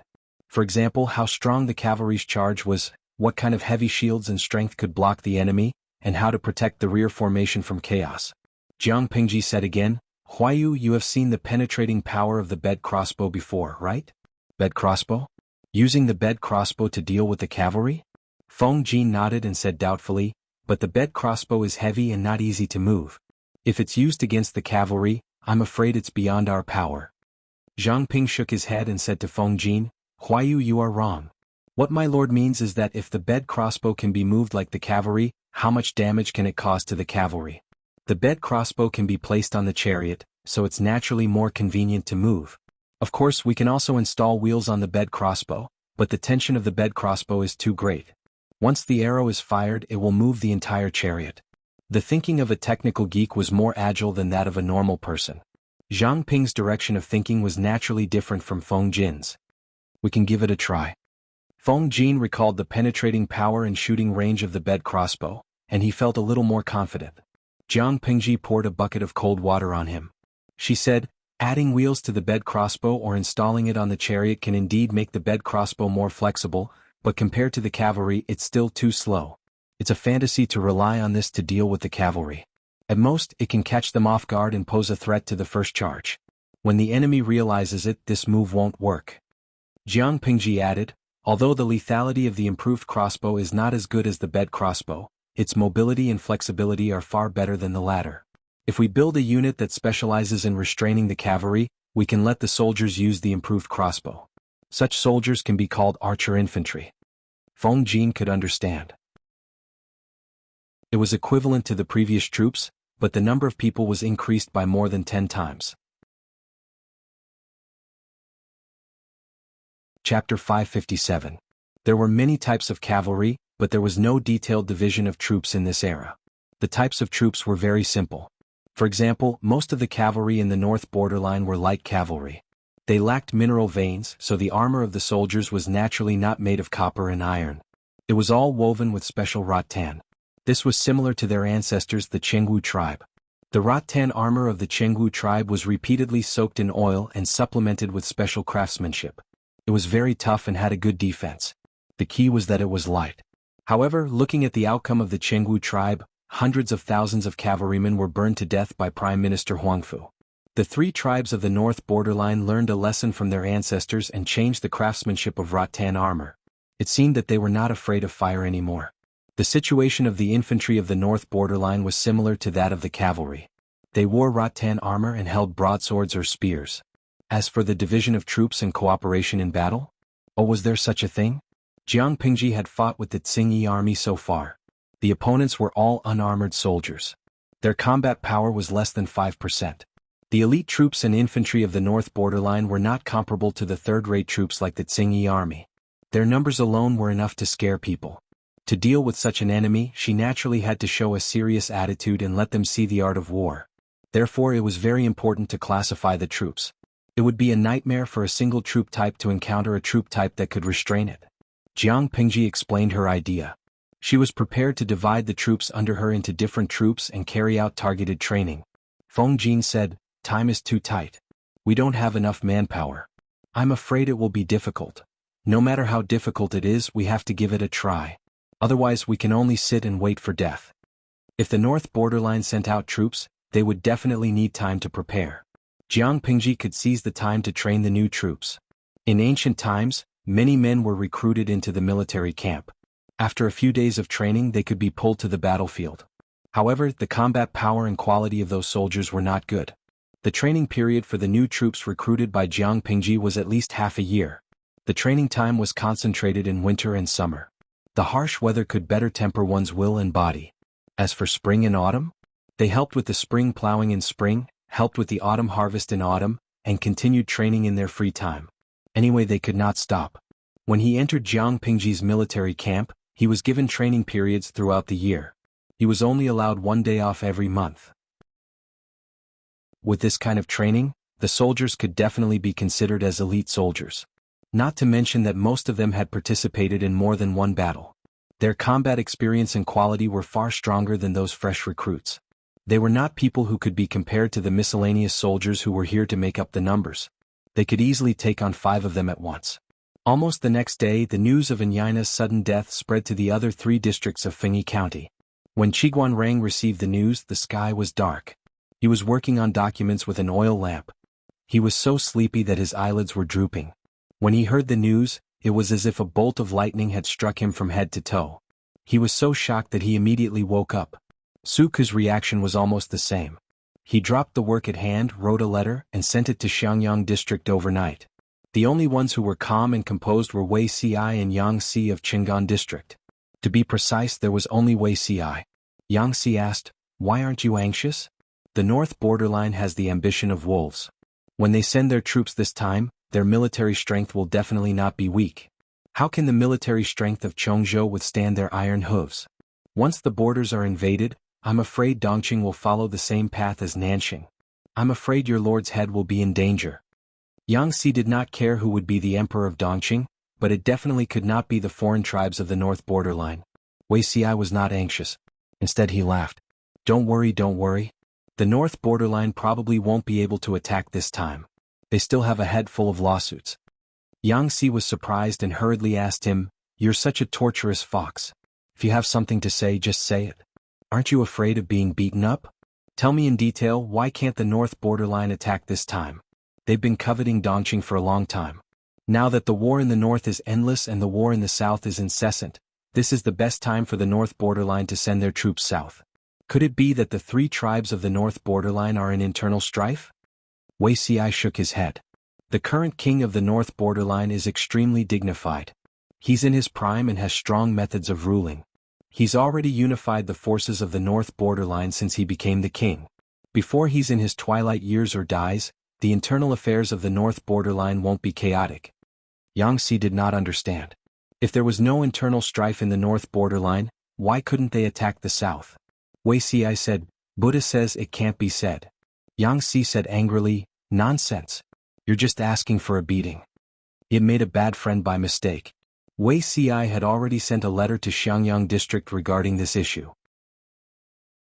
Others did not understand, but he believed that Jiang Pingji would definitely believe his words. Qiguan Rang, Su Ku and Wei Xi's letters arrived almost one after another. The three messengers rushed over on horseback overnight. Jiang Pingji tore open the seal and took out the neatly folded letter inside. She first read Qiguan Rang's letter, which arrived first, then Su Ku's and finally Wei Xi's. Unlike the previous two who asked about countermeasures, Wei Xi's letter contained only a few words. It was these few words that made Jiang Pingji's brows relax. Her eyes were filled with joy. At the beginning of the 11th month of the 20th year of Tianwu, there was a horse plague in the north borderline. The war horses contracted the disease and died suddenly. She read the letter, took a flint and burned it to ashes. If that's the case, it looks like I'll have to ask Uncle Gu to fish for the last sum of money in the north borderline. Fish harder. Her eyes seemed to sparkle. She spread out a piece of paper, ground it, picked up a brush and wrote a letter. Guards, call the chief supervisor of the brick kiln here. I have something important to discuss with him. Among the armies of the three tribes in the north borderline, the ratio of infantry to cavalry had reached a ratio of 1 to 2. If a large number of war horses contracted the disease and died, it was tantamount to cutting off their right-hand men. They would not be able to recover their peak combat power in the next few years, let alone go south. This bought a lot of time for Jiang Pingji to grow. Previously she felt that there was not enough time, but now she was slightly relieved. However, she did not completely believe the contents of the letter. It was not because she suspected Wei Xi, but because of the butterfly effect. Who knew if the horse plague in the north borderline would occur regularly? Perhaps it was swallowed by the butterfly's wings, or perhaps time had moved backward. Before it was completely confirmed, Jiang Pingji would not let down her guard. She still had to make preparations. However, regardless of whether the north borderline had the ability to send troops south, the business there would not last long. Jiang Pingji planned to fish for the last sum of money and swindle millions of strings of coins. The supervisor of the brick kiln rushed over overnight. Jiang Pingji ordered him to open the brick kiln again and fire a large batch of exquisite glassware. Previously, when she swindled the north borderline, the amount of glassware fired was limited, and it was sold slowly, creating an illusion that glass was very valuable. Almost every noble in the north borderline had a glass tea set as a fashion. Those noble ladies in the north borderline liked to collect glass jewelry. Wearing a set of glass would make them look good and make them the focus of banquets. More noble ladies could not buy it even if they had the money. Now that Dongqing and the north borderline were about to go to war, Jiang Pingji planned to make a fortune before the relationship broke down. Chapter 558. In order to protect the secret of the glass to the greatest extent, the vicinity of the brick kiln was heavily guarded. Everyone who worked in the kiln was strictly monitored. Jiang Pingji also had a detailed grasp of their family members and the recent flow of money. Of course, as compensation, all the craftsmen who worked in the kiln could get a generous monthly salary. The old and young in the family could also get easier jobs. Children of the right age had the priority to enter the college to receive education. Under multiple measures, the secret of the glass was well protected. Every firing was extremely confidential. The fired glass had to be registered, and the defective products had to be strictly destroyed. In order to whet the appetite of the noble ladies of the northern borderline, the quantity of the previous firing was relatively small. There were no more than 100 sets scattered. Now, in order to cheat the northern borderline of the last sum of money, Jiang Pingji ordered people to fire in large quantities. They worked day and night. The craftsman of the brick kiln was sweating profusely at the desperate effort. He was afraid that he would receive the wrong order while he was still asleep. By the time Gu Xian arrived with the caravan, Jiang Pingji had already fired thousands of sets of glassware. Many of them were exquisite glass jewelry. Even though Gu Xian knew that these things were not worth much, when they were placed together, his heart could not take it. Gu Xian hurriedly asked, "Young master, what are you doing?" Glass did not cost much, but it could be sold at a sky-high price. It should be sold slowly and strive to maximize the profit. Once this thing became widespread, it would not be worth much. Jiang Pingji said to Gu Xian, "Uncle Gu, don't worry. Have you heard about the sudden death of the princess of the northern borderline and Yaina? Now that the royal family of Dongqing has occupied Qinzhou, Prince Changshu has led the troops to besiege them. The two are in a stalemate. Now that the princess of the northern borderline has died, I'm worried that the northern borderline will use this as an excuse to attack Dongqing. Even if they don't fight, in your opinion, will Prince Changshu collude with the northern borderline?" Gu Xian could not help but fall into deep thought. He was a big merchant who did business in the north and south. Naturally, he was well informed. He knew about the sudden death of the princess of the northern borderline. Gu Xian asked, "Young master, do you think that once the war breaks out in the northern borderline, it will be difficult to do business?" Jiang Pingji smiled and said, "If the north borderline starts a war with Dongqing, it will definitely involve the entire country. Even if the noble ladies covet and want to buy a luxury item, like glass, I reckon they will have to think twice. What's more, there's no such thing as an impenetrable wall in the world. I'm just afraid that if they find out about the secret of the glass, Uncle Gu, you'll have to pay for it." In the entire north borderline, only Gu Xian's treasure house sold glass. If they found out that glass was worthless, let alone something that belonged to the heavenly palace, they would inevitably fly into a rage out of humiliation and implicate Gu Xian. This was not what Jiang Pingji wanted to see. Gu Xian frowned and probed, "So, little boss intends to make one last deal? Get rich before the war at the northern borderline?" Jiang Pingji did not tell Gu Xian about the horse plague. Apart from her and Wei Ci, no one else would know about it. If there really was a horse plague, this last deal would probably cause a certain blow to the economy of the northern borderline. The more she earned, the more unlucky the northern borderline would be, and the longer it would take for them to completely recover. These thoughts flashed through her mind. She nodded and said, "Yes, that's what I'm thinking. However, if all the glass is dumped in the northern borderline, we won't be able to consume it in a short time. This is also very risky. So, I want to ask Uncle Gu to sell a portion of it to Zhongzhou and other countries. As for the business at the northern borderline, after selling this deal, withdraw as soon as possible. I don't know if this will have any impact on the businesses under Uncle Gu's name." The businesses were all managed by Gu Xian. He was the expert. Jiang Pingji, as an outsider, had to listen to the opinions of the experts. Gu Xian smiled and said, "Little boss, you don't have to be so polite. The business at the northern borderline isn't very prosperous, especially in recent years. The money we earn is getting less and less. It's indeed time to change places. It's a good idea to take this opportunity to stop." The northern borderline was getting more and more malice from Dongqing. Naturally, the businesses of the merchants were getting more and more difficult. If not for Gu Xian's wide connections in the northern borderline and the ladies who liked to take care of his business, the treasure house would probably have closed down long ago.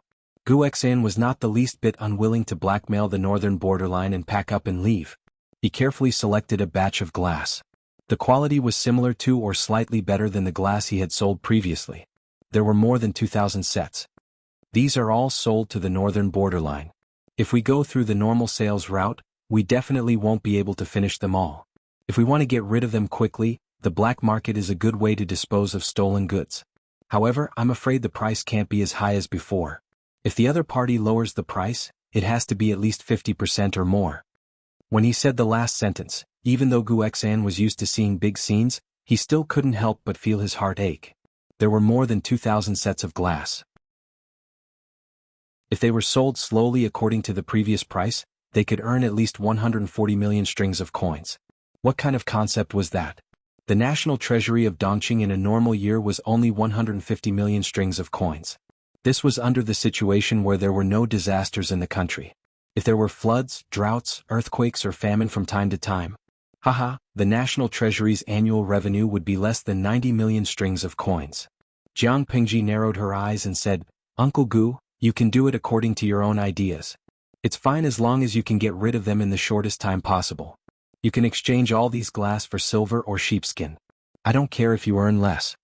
Without the northern borderline we still have the 4 factions of Nanman to cheat. The faraway Zhongzhou, Beiyuan, Xichang and even the southern mainland of Dongqing. They are all markets. We don't have to worry about not having a place to earn money.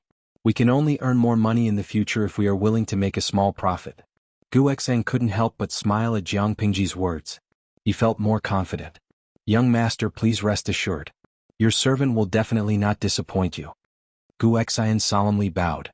In the past he was grateful for Gu Min's appreciation of him. Now he was convinced by Jiang Pingji's trust and generosity. He sighed in his heart. They were indeed mother and daughter. Jiang Pingji suddenly thought of something and instructed him. "Uncle Gu, after this business, you don't have to buy any more horses." Gu Xan was surprised. "Young master, why is that?" The horse farms in Dongqing were all in Song Prefecture. They had almost become the Meng's property. The previous generation of the Lu and Mengs were somewhat despicable. It was basically impossible to buy good war horses from them. Even if it was possible, the money spent was not something Jiang Pingji could afford. Chapter 559. So it was for his own good. Gu Xan's heart warmed and a warm expression appeared on his face. "Young master is thoughtful. If that's the case, I won't buy horses this time. I'll try my best to buy sheepskin and wool." Jiang Pingji looked calm on the surface, but she felt slightly awkward. She said it nicely, but it was not because of that. She was just afraid that the source of the horse plague would spread to Dongqing. However, she could not tell Gu Xan about the horse plague, so she could only use other reasons to avoid it. Jiang Pingji teased him with a smile. 3,000 horses are enough for now. If I buy another batch, I'm afraid my family business won't be able to support them." War horses were different from ordinary horses. They ate better food and needed more meticulous care. The consumption was also more terrifying. Gu Xan exposed her with a smile. "I believe other people's cries of poverty. Young master, aren't you fooling people by saying you're poor?" Over the past half a year, Jiang Pingji had cheated a lot of money from the fools in the north borderline. It was a total of more than 5 million strings of coins. Gu Xan took all the glass away and quietly left Xiangyang district. After that, the firing of glass stopped. The brick kiln resumed its boring life of firing bricks every day. This year's summer was exceptionally long. The drought lasted until mid-September. There was not a single drop of rain. It would be the autumn harvest in half a month, but the weather was still the same. Even Jiang Pingji was a little worried. Those who knew her would not offend her at such a time because she would be very irritable. Unfortunately, someone was blind. After approving documents for a whole night, Jiang Pingji sprawled out on the pile of bamboo slips and took a nap. Familiar footsteps came from outside. "My lord, something bad has happened." The voice was like thunder. Not only did it wake Jiang Pingji up, but the audience in the streaming room was also shocked. Jiang Pingji opened her eyes and hooked a nearby table with her feet. Then she sat up and leaned against it. She looked at Dian Yen in front of her. Her eyelids were still a little sore. What happened? Dian Yen was a recruit who had an outstanding performance in the previous battle. Jiang Pingji promoted him to a centurion of the recruit camp and transferred him to Qingan district to protect Wei Ci. Her reason was that her advisor's appearance was too unsafe. She could be at ease if Dian Yen protected Wei Ci. Dian Yen had just gone to Qingan district but was sent back by Wei Ci. Good steel should be used on the blade's edge. He was very safe in Qingan district. Why waste a valiant general to protect him? Therefore, Dian Yen had now become the head of Jiang Pingji's guards. Dian Yen caught his breath. There are about 100 people outside the city. They claim to be the prefect of Fengyi County. They represent the prefect to supervise the counties and villages and announce government decrees. Jiang Pingji was stunned. What's that? She was still dizzy from exhaustion, but the viewers in the live broadcast room were very awake. They didn't understand what the term inspection deputy of the prefect meant, but they understood the term commander-in-chief. Zhang Fei was the one who beat the inspection deputy of prefect? Mingming's little white rabbit? Damn, the streamer is going to live stream beating the deputy of the prefect? Ye Qingzhou, speaking of the inspection deputy of the prefect, I can't help but think of the inspection deputy of the prefect who was beaten to death by Zhang Fei in the Romance of the Three Kingdoms. The scene of him whipping the inspection deputy of the prefect was super satisfying. Streamer, do you think the inspection deputy of the prefect and the inspection deputy of the prefect are the same? Kanglin Feishue. No, didn't someone say that Liu Bei was the one who beat up the inspection deputy of the prefect in Three Kingdoms? Zhang Fei was the scapegoat. Vegetarian number. Zhang Fei was a fair-skinned young man with excellent calligraphy, but he was described as a black-skinned burly man and a hothead in the Romance of the Three Kingdoms. Jiang Pingji glanced at the bullet screen in the live broadcast room. The various inspection deputy of the prefect made her dizzy. She rubbed the space between her eyebrows and said, "The inspection deputy of the prefect sent by the county chief of Fengyi County for an inspection?" Dian Yen said with an ugly expression. Yes, that's what that group of people said. According to the official position, Jiang Pingji was just a small district magistrate. At most, she was in charge of the affairs of Xiangyang district. There was also a county chief above her. Logically speaking, she had no right to extend her hands into the other three counties. But now, the entire Fengyi County belonged to her and troops were stationed everywhere. She was not the county chief, but she was better than the county chief. Who the hell was that inspection deputy of the prefect?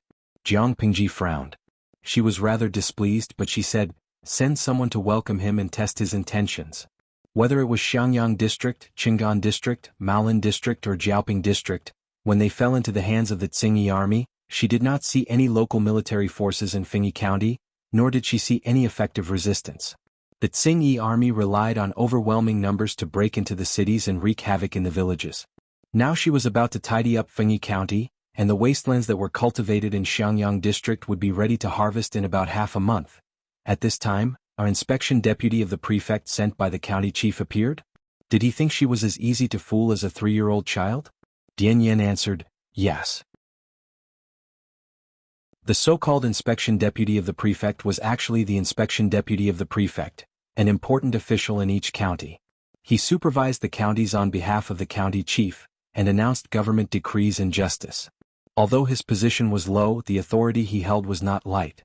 He conveyed religious orders, supervised subordinates, examined cases in prisons and investigated illegal acts. He did everything he could. Even if Dian Yen did not investigate, Jiang Pingji could guess the inspection deputy of the prefect's intentions. The audience in the streaming room were not stupid. What could a minor official who came to inspect on behalf of his immediate superior be doing at this time? Zhongfei Yingxingchen, F***CK, these people are here to pick the ready-made fruit. Muzi, the streamer is the district magistrate of Xiangyang district appointed by the emperor. The inspection deputy of the prefect can't do anything to the streamer. At most, he can be picky and deliberately make things difficult for the streamer. However, I'm afraid that the streamer's Maolin district, Jiaoping district and Qingan district will have to be handed over. And Zhanghuan, F***CK it can't be? Where were these people when the Tsingyi army was ravaging the people?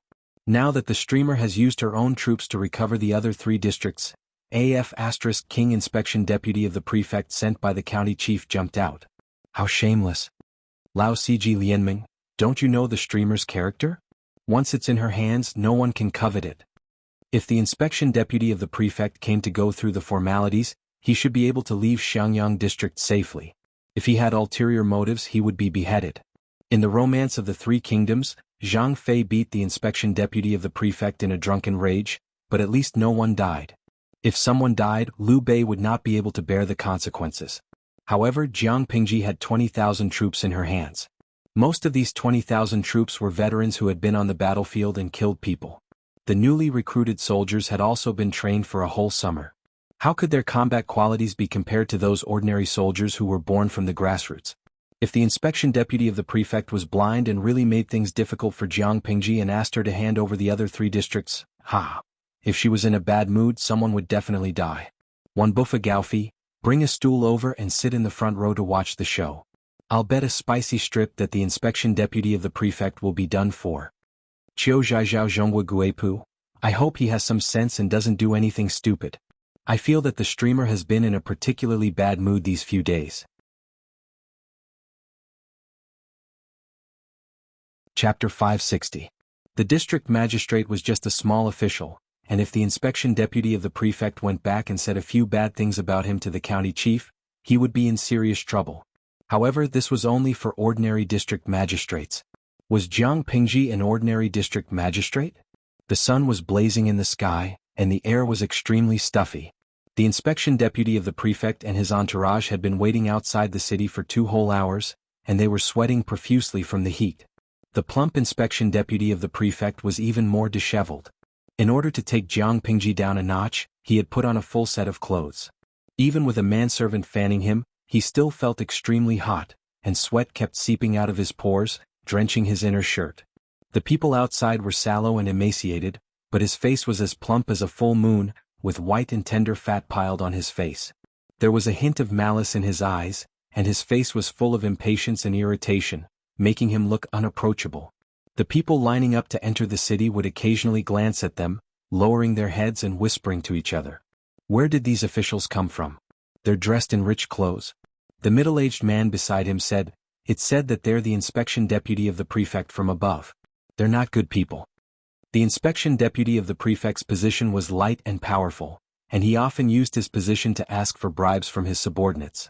Many people had no choice but to feign civility with him and secretly bribe him in order to keep their lowly positions. The more greedy inspection deputy of the prefect would even instruct others to exploit the villagers. The drought in the north and the fight between the Tsing-Yi army and the Red Lotus group had affected the spring plowing and autumn harvest for the past 2 years. Those who were slightly wealthier were already starving, but the inspection deputy of the prefect was still smooth and had a ruddy complexion, and he was as heavy as 2 adult men. It was ridiculous to say that he was incorruptible. How much salary could an inspection deputy of the prefect earn if he did not have extra income? The people laughed. Why were they chased aside and not allowed to enter the city? The middle-aged man clicked his tongue and said sarcastically, "It's not that they don't want to enter the city, they're probably blocked from entering the city. I really hope that the sun is hotter today so that these corrupt officials and their lackeys die." Which time has the inspection deputy of the prefect not peeled off a layer of oil from everyone? One of them said proudly, "Our district magistrate is different from those vermin of the past. If this inspection deputy of the prefect dares to mess around, I'll definitely break his legs." A few commoners discussed in whispers, occasionally glancing at the inspection deputy of prefect who kept raising his hand to wipe his sweat. On the other side, the inspection deputy of the prefect was already impatient from waiting. He urged his subordinates to hurry up again while thinking about how to punish Jiang Pingji. At this moment, there was a sudden commotion at the city gate. The citizens who were queuing up to enter the city spontaneously made way. The inspection deputy of the prefect tried his best to stretch his neck, trying to see what was happening over there. His neck was also full of fat, and above his shoulders was a huge head. There was no neck at all. After a long while, Dian Yen led hundreds of tall soldiers armed with swords and spears forward. The blades were snow-white and sharp, giving people an inexplicable chill. Dian Yan's figure was tall and muscular, his complexion dark. Even though he was dressed neatly, he still exuded the aura of a bandit. "You are the inspection deputy of the prefect?" The deputy of the prefect was infuriated. Where did this black-faced burly man come from? How dare he be so rude to him? The inspection deputy of the prefect had wanted to display his authority as an official, but when he saw the broadsword hanging from Dian Yan's waist and the neat rows of soldiers behind him, his eyelids twitched subconsciously. Exactly. He had arrived outside the city 2 hours ago. He had thought that it wouldn't be long before the district magistrate would come out to greet him in fear and trepidation.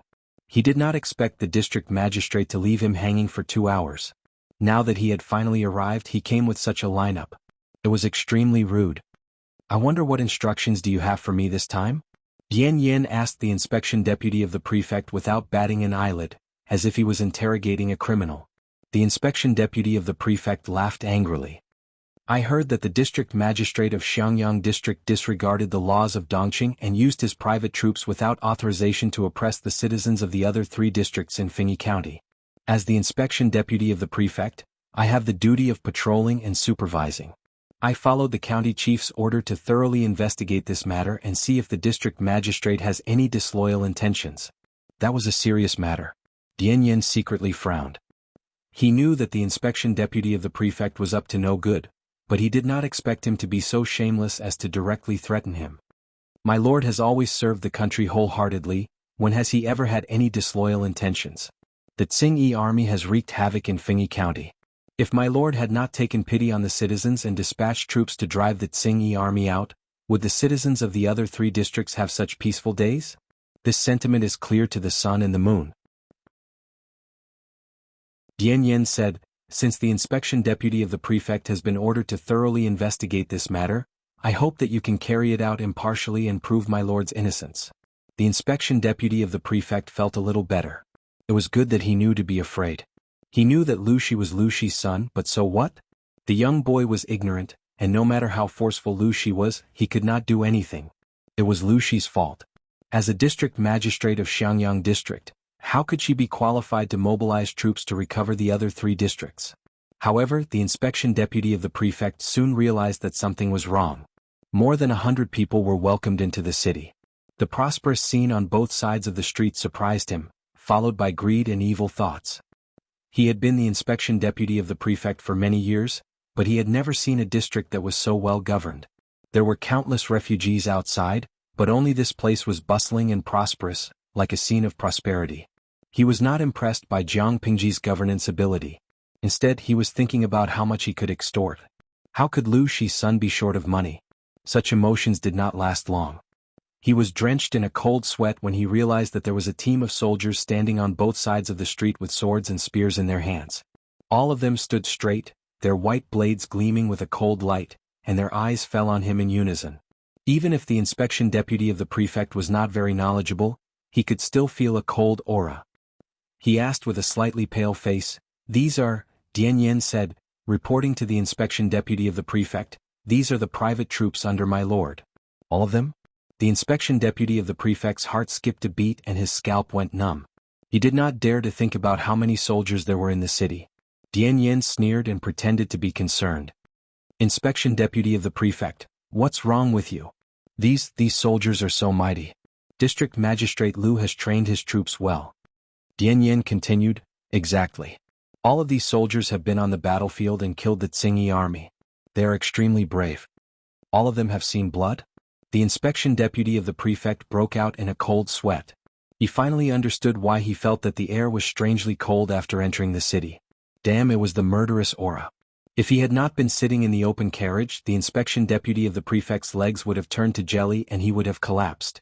He had to mentally prepare himself not to be frightened by such a large lineup. No matter how powerful Lu Shi was, could he be more powerful than the law? If he did not want to be accused of treason, he must hand over Jiaoping district, Qingan district and Maolin district today. Thinking of this, the inspection deputy of the prefect felt a little more confident. At the entrance of the district headquarters, there were 2 guards standing on both sides of the gate, looking straight ahead. The inspection deputy of the prefect craned his neck, but did not see the person suspected to be Lu Shi. Why didn't he come out to welcome him? Dian Yin said, "Inspection deputy of the prefect, my lord is already waiting for you in the main hall." This attitude made the inspection deputy of the prefect, who was always flattered and worshipped wherever he went, extremely displeased, but he could not vent his dissatisfaction. He stepped on the stool of the sedan chair and got down. The guards behind him were about to follow, but the soldiers on both sides suddenly swarmed forward and captured all of them. The inspection deputy of the prefect's expression changed drastically, and his eyes widened in shock. "You want to rebel?" Dian Yin smiled and captured the guards on both sides of the inspection deputy of the prefect, removing the weapons in their hands. Chapter 561. The inspection deputy of the prefect's chest rose and fell rapidly, and sweat trickled down his chubby face. It looked greasy and one could touch a handful of oil with just a touch. You dare? Do you think I will harm your county magistrate?" The inspection deputy of the prefect had already been scared out of his wits by the murderous aura of the 2 rows of soldiers, and now he felt extremely insecure. Now that his guards had been taken down and their weapons had been taken away, he felt like a salted fish on the chopping block who was struggling to catch his breath. He flapped his tail in an attempt to escape, sweating even more profusely. Dian Yen smiled and said, "Of course I'm not afraid. With your abilities, who can you hurt?" The inspection deputy of the prefect fell silent for a moment, feeling that he had been underestimated. Although Dian Yen believed that he would not harm Jiang Pengji, why did his words carry a hint of disdain? A salted fish was a salted fish. Apart from struggling a little, what else could it do? Dian Yen stretched out his hand, gesturing to invite the prefect to enter the district headquarters. "Deputy Prefect, this way, my lord has been waiting for you in the main hall for a long time." The inspection deputy of the prefect swallowed nervously. His inner shirt was already drenched in sweat and stuck to his skin, making him very uncomfortable. Striding forward with his strong legs, the inspection deputy of the prefect followed Dian Yen into the district headquarters. The deputy of the prefect thought that since Xiangyang district was so prosperous, the district headquarters should be extremely luxurious, but that was not the case. If Dian Yen hadn't said that this was the district headquarters, he would have suspected that he had run into the house of a destitute aristocratic family. There were no fake mountains or flowers in the garden, nor were there any pavilions, terraces, or pavilions. There was only a piece of empty land with a few bamboo clothes-drying racks placed beside it. Passing through the courtyard, he took a few more steps forward and bypassed the stone screen. The main hall with its door wide open came into view. The inspection deputy of the prefect squinted his eyes, trying hard to see the scene in the main hall clearly.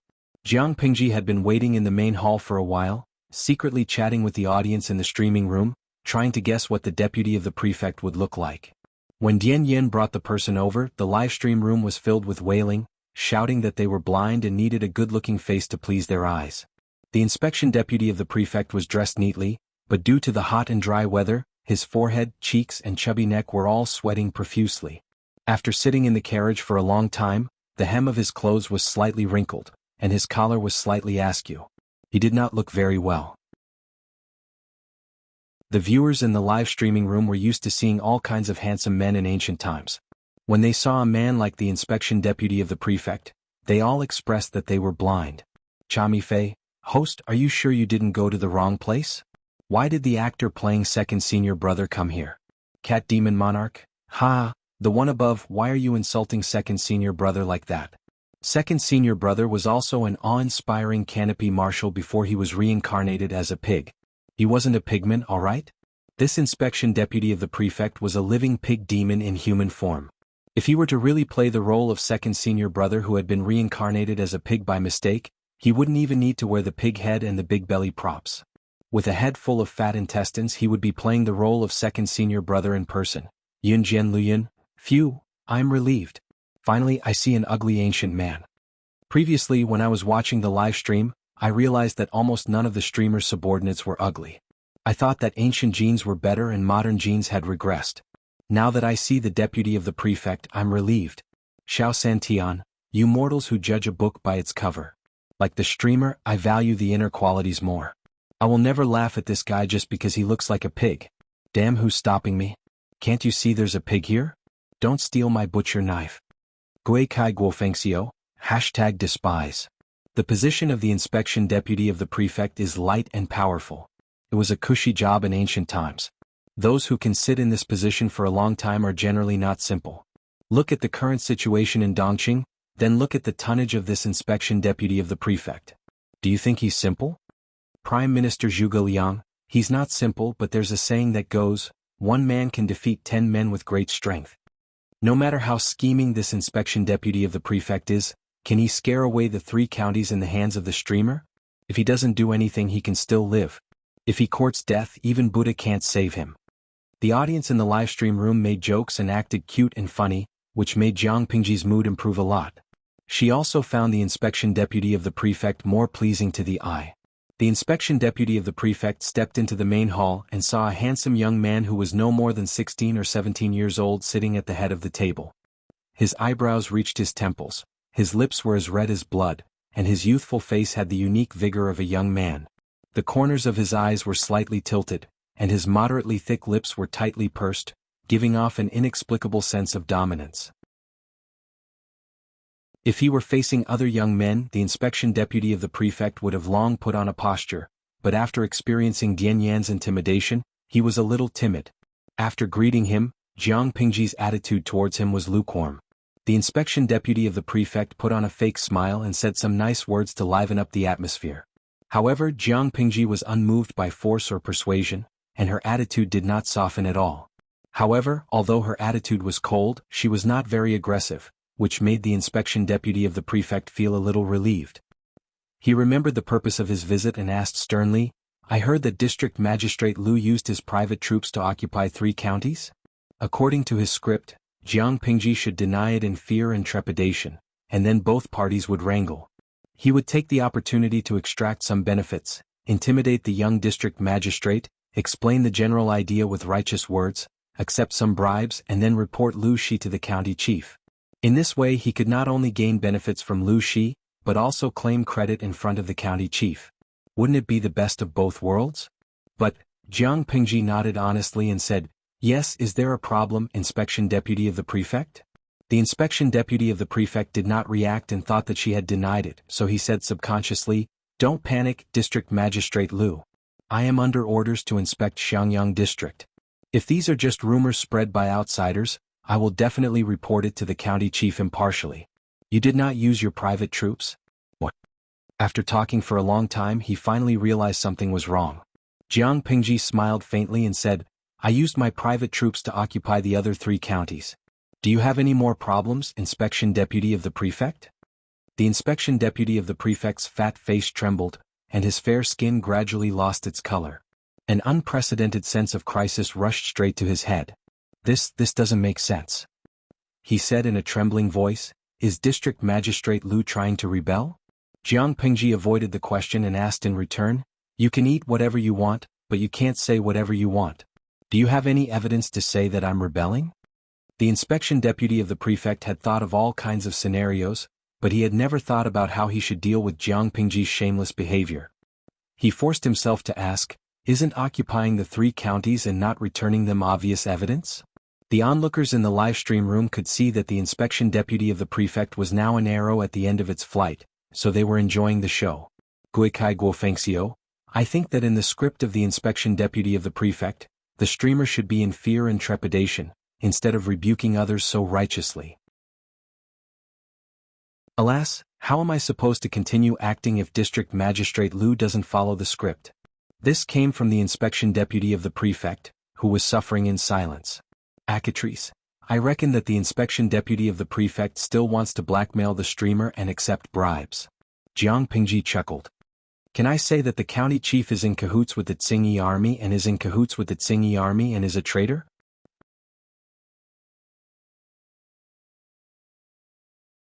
Chapter 562. Don't use uncommon words. Ha, I'm dying of laughter. I'm not convinced by anything, I'm only convinced by the streamer. Lazy otaku, there are always stupid mortals who want to die. Isn't it good to be alive? The Fairy Queen's crimson. The streamer's words are both threatening and cursing. If I were the county chief, I would have been too ashamed to face anyone. As the county chief, he couldn't protect the people under his rule, so he ran away to avoid the limelight when there was a disaster. Now that the streamer has taken back the place, driven away the bandits and taken care of the territory in good order, now he wants to stand out and use his power to oppress others. Bah! My pig teammate, you can't say that, can you? These 3 districts do not belong to the streamer. After all, he is the county chief. The opposite god's rival. So what if he is the county chief? Is it still a hereditary system where the son inherits the father's business? Tsingyi County does not belong to them. Where were they when the Tsingyi army attacked? Did they lead the people and soldiers to resist the foreign bandits? They did nothing and no one knew where they had taken refuge. Now that they have settled down, they want to pick the fruits. Dream on. I support the streamer's criticism. Jiang Pingji thought that the county chief of Tsingyi County had died in the disaster of war. As the audience in the live stream said, whoever had the ability to pick the fruits that she had cultivated was welcome to try. Sending an inspection deputy of the prefect who assumed the authority of a tiger to oppress others and snatch the 3 districts from her hands. Even a daydream was not that beautiful. The inspection deputy of the prefect only swallowed his anger after a long while and said with a livid face, "How can the 2 be lumped together? District Magistrate Lu, don't try to change the topic. We are talking about your private mobilization of troops to occupy the 3 districts, not about the county chief's personal words and deeds." Jiang Pingji snorted contemptuously. Why can't they be lumped together? When the Tsing army attacked, the county chief did not appease the people and did not lead the people and soldiers to resist the foreign enemies. Instead, he took his family and money and fled in the night. What right does he have to say that I, Lu Shi, am in the wrong just because of this? The inspection deputy of the prefect reminded me of one thing. If this matter is written into a memorial and submitted to His Majesty, how will His Majesty decide? The inspection deputy of the prefect's face was livid and bloodless. Facing the pressure exerted by her, his fat body trembled involuntarily. Fleeing from the bandit army without putting up a fight was enough for the prefectural governor to lose his position. What was even more shameless was that the county chief wanted to take advantage of Jiang Pingji. He tried to snatch away her painstaking efforts and then claim the credit for driving away the Tsing army. He would write a lengthy memorial to the throne and claim credit in front of the emperor to pave his way to a higher position. How could such a small thought escape Jiang Pingji's eyes? The inspection deputy of the prefect stammered, "District Magistrate Lu, you are threatening?" Jiang Pingji said calmly, "Recovering the 3 districts is my credit. Even if I'm willing to hand over the 3 counties to your county governor, let me ask you a face-slapping question. How can he guard the 3 counties with that little bit of ability? If you don't have the ability, don't take on this job. The enemy can destroy a county in just 3 to 5 days, but if the people want to rebuild the county, it may take 3 to 5 years. Deputy of the prefect, do you understand this?" She was just short of pointing at his nose and saying, "You can't do it." How could the inspection deputy of the prefect keep his face after being questioned and mocked by a young man like this? In the past, when he was inspecting the villages and counties, which official did not flatter him? Now that he was no longer in the limelight, he was being ridiculed by a fledgling kid. One could imagine how big the gap was. The inspection deputy of the prefect looked at Jiang Pingji coldly. The anger in his heart suppressed his fear and he threatened her with a fake smile. "In that case, you can go ahead and do it, District Magistrate Lu. To put it bluntly, officialdom is not a child's game.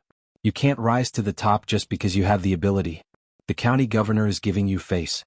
District Magistrate Lu, you'd better stop while you're ahead.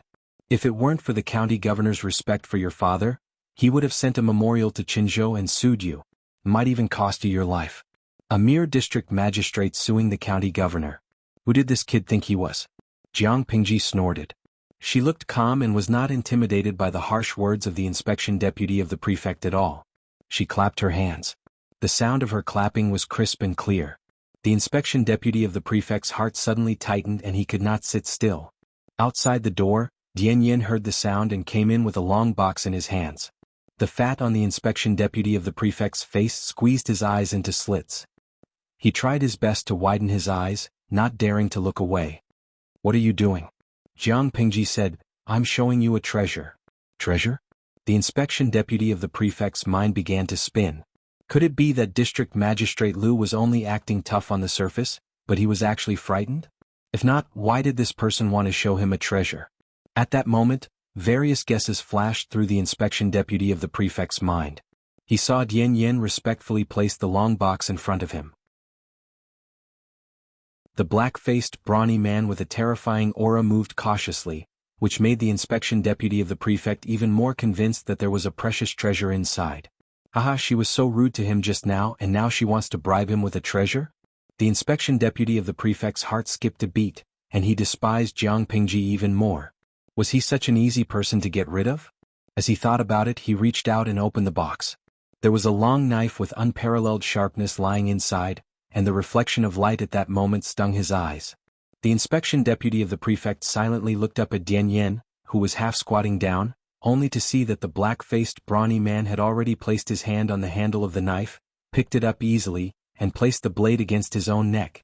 The inspection deputy of the prefect was dumbfounded by the sudden turn of events, and he dared not move an inch. District Magistrate Lu, the inspection deputy of the prefect swallowed nervously, cold sweat dripping down his forehead. The oily sweat slid down his cheeks and flowed past his chin, wetting the collar of his shirt. His plump body trembled like a sieve, and he looked extremely pitiful. "I think the head of the inspection deputy of the prefect is quite stout. Chop it off and hang it in front of the door. It should be able to exorcise evil spirits." Jiang Pingji asked Dian Yin. Dian Yan's face was cold as he waited for his lord's instructions. "My head can't exorcise evil spirits," the inspection deputy of the prefect said pitifully, even changing the way he addressed himself. Jiang Pingji said, I'm a young man in the ways of officialdom, so of course I'm not as experienced and ruthless as you. But I'm clear about one thing. I have troops in my hands, but the county chief doesn't. Even if His Majesty backs him up, he still won't be able to take back the 3 districts, let alone defend them. Go back and make it clear to him. I respect him as the county chief, but if he doesn't, given the situation in the north, it's normal for 1 or 2 county chiefs to die. The inspection deputy of the prefect was burning with rage, but his life was more important. He hurriedly said, I understand, I'll definitely convey your message. How could he hide his thoughts from Jiang Pengji? She stood up and said to Dian Yen, treat this inspection deputy of the prefect well, and make sure he sees our sincerity. Dian Yen responded in a low, muffled voice, yes, my lord. Please rest assured, I will definitely make the inspection deputy of the prefect feel at home. The inspection deputy of the prefect drew a small wound on his neck with the long knife, and he wanted to cry but had no tears.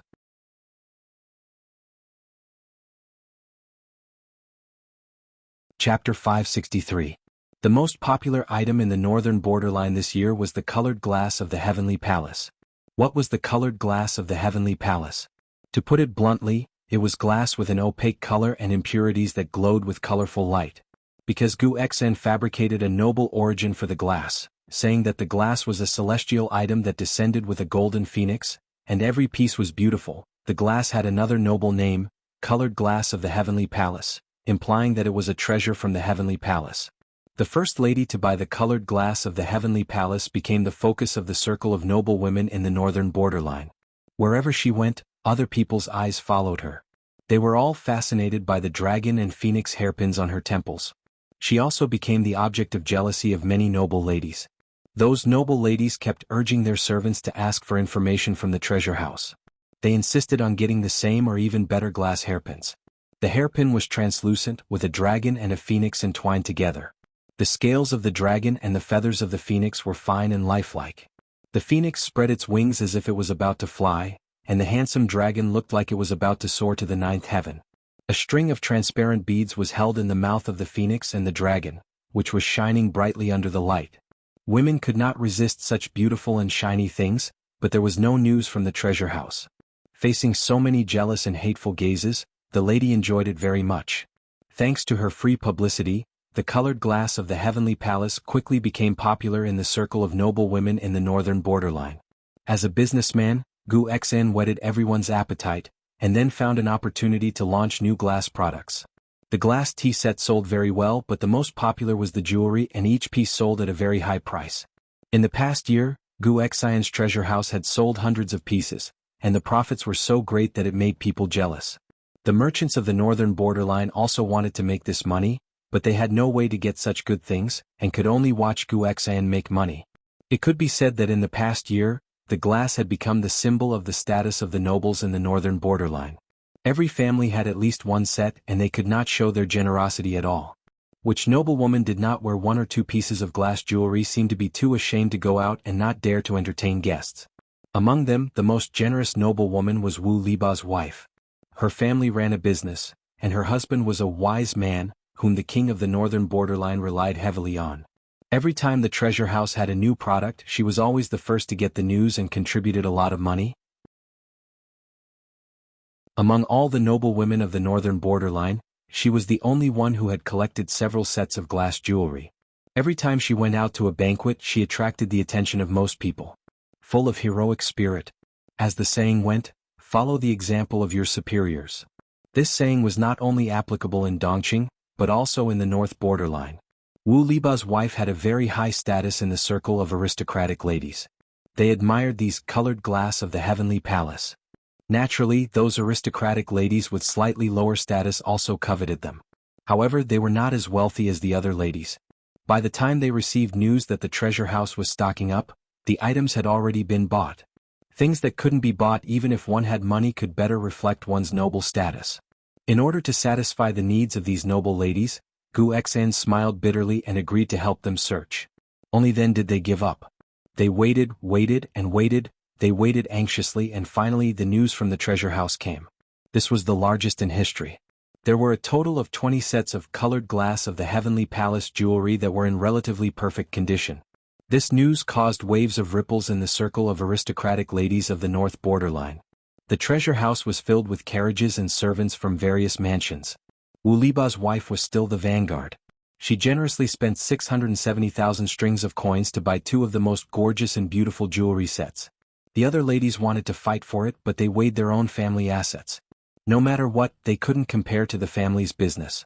Therefore, they could only settle for the next best thing, which was to buy other jewelry. The treasure house was very discerning, and respectfully offered a set. It was sent to the imperial harem of the north borderline and given to the most honorable woman. The Empress was also very interesting. After receiving it, she dressed up and held a banquet to show off.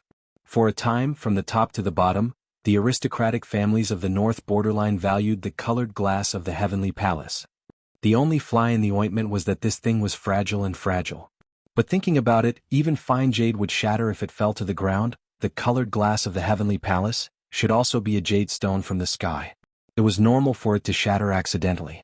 Under such a trend, many businessmen coveted this thing to the extreme. They wanted nothing more than to replace the treasure house. The colored glass of the heavenly palace, in the black market of the north borderline, was even more priceless. Doing business could easily earn millions of strings of coins. Who wouldn't be envious? Soon their opportunity came. They used money to try to bribe the servants and stewards of the treasure house. After spending money in beauties, they finally relented after nearly a year. What? The head of a business in the north borderline trembled. The wine in his hand almost spilled. He said in surprise, "The number of pieces of the colored glass of the heavenly palace unearthed in May County wasn't just over 200, but over 2,000? Most of them are in the hands of that old fox, Wuxia." The steward of the treasure house, who had been instigated to defect, nodded, but immediately revealed a resentful expression. "That Wuxia has made a lot of money, but he's very greedy. He only cares about filling his own pockets and doesn't care about my old partner at all. This time, if it weren't for your kindness, I'm afraid that my family would have been ruined." The steward of the treasure house sighed with a bitter expression. The head of the business in the north borderline snickered in his heart. If he hadn't used a scheme to frame the steward's family, causing him to owe a huge debt, this fat fish probably wouldn't have taken the bait, and he wouldn't have been able to know such shocking news. This Wuxia is really an old fox. The head of the business pretended to be surprised and asked, "Since he has so many goods, why does he keep hiding that he doesn't have any?" The steward of the treasure house asked with a bitter smile, "You're also a businessman. How can you not know that the rarer something is, the greater its value? The fewer things there are, the more people want it, and the higher the price they offer. Only then can the colored glass of the heavenly palace be sold at a good price. If they were all displayed at once, how could they sell so well? Wuxia has used this method too many times, but there are still so many people rushing to give him money." The steward of the treasure house sighed. The head of the business stroked his beard and smiled. "Business is business. Speaking of businessmen, I quite admire Wuxia. A businessman from Dongqing was able to gain a foothold in the north borderline and have been doing business for so many years. It's indeed worth learning from his methods. People in the same trade are enemies. Seeing Wuxia make a lot of money, who wouldn't be envious?" The head of the business thought for a while. If he had so many colored glass of the heavenly palace, he would probably sell them as soon as possible. How could he be like Wuxia, patiently operating it and raising its value to the peak? Admittedly, Wuxia didn't sell much, but he did earn a lot of money. However, it was a pity that Wuxia did a good business and was good at managing his subordinates, but his ability to guard against thieves, tsk.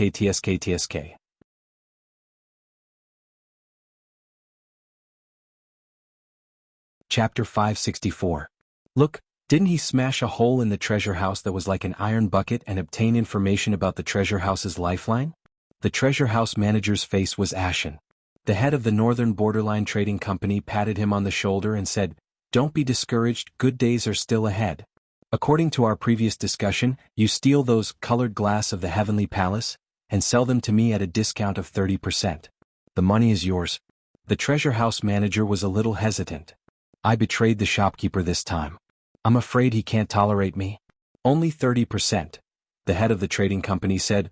"Wuxia still has nearly 2,000 pieces of colored glass of the heavenly palace. Do you know how huge a figure it is to sell all of them at 30%? Besides our trading company alliance, who can buy it all at once? The money you get will be far more than what Wuxia earns. All of this money will be yours in the future. It's like a pie falling from the sky. If you take it all for yourself, you'll be as rich as a country in the future.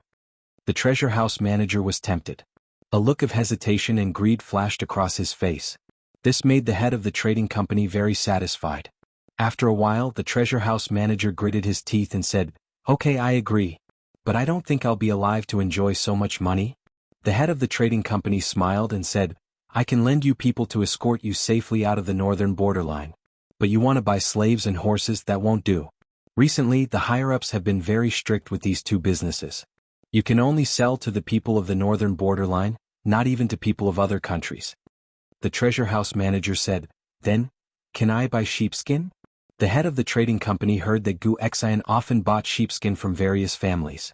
He didn't buy a lot each time, but it added up to a huge amount. He pretended to be confused and said, "Sheepskin has a strong smell and can't be made into clothes. What business can I do with it?" The treasure house manager sneered and said, "Gu Xian sold those sheepskin at a high price to the people of Nanxing and the barbarians of the four factions of Nanman. With these sheepskin he made a huge sum of money last winter. This kind of beast who makes money from national disasters is not worth working with." The head of the trading company raised his eyebrows and sneered. "Business is business. As long as there is money to be made in business, who cares if it's national disasters?" The treasure house manager was convinced by the head of the trading company and nodded with an ashen face. The head of the trading firm said, "Don't worry about the sheepskin, I'll make sure to arrange it for you. As for sheepskin, which family doesn't have hundreds of them? You can easily find tens of thousands of them. Set a time and I'll get them for you. You can have as many as you want." The northern borderline herded horses and sheep, and every household raised many cows, sheep, and horses. The sheep would grow their wool crazily in the winter, so the trimmed wool was useless.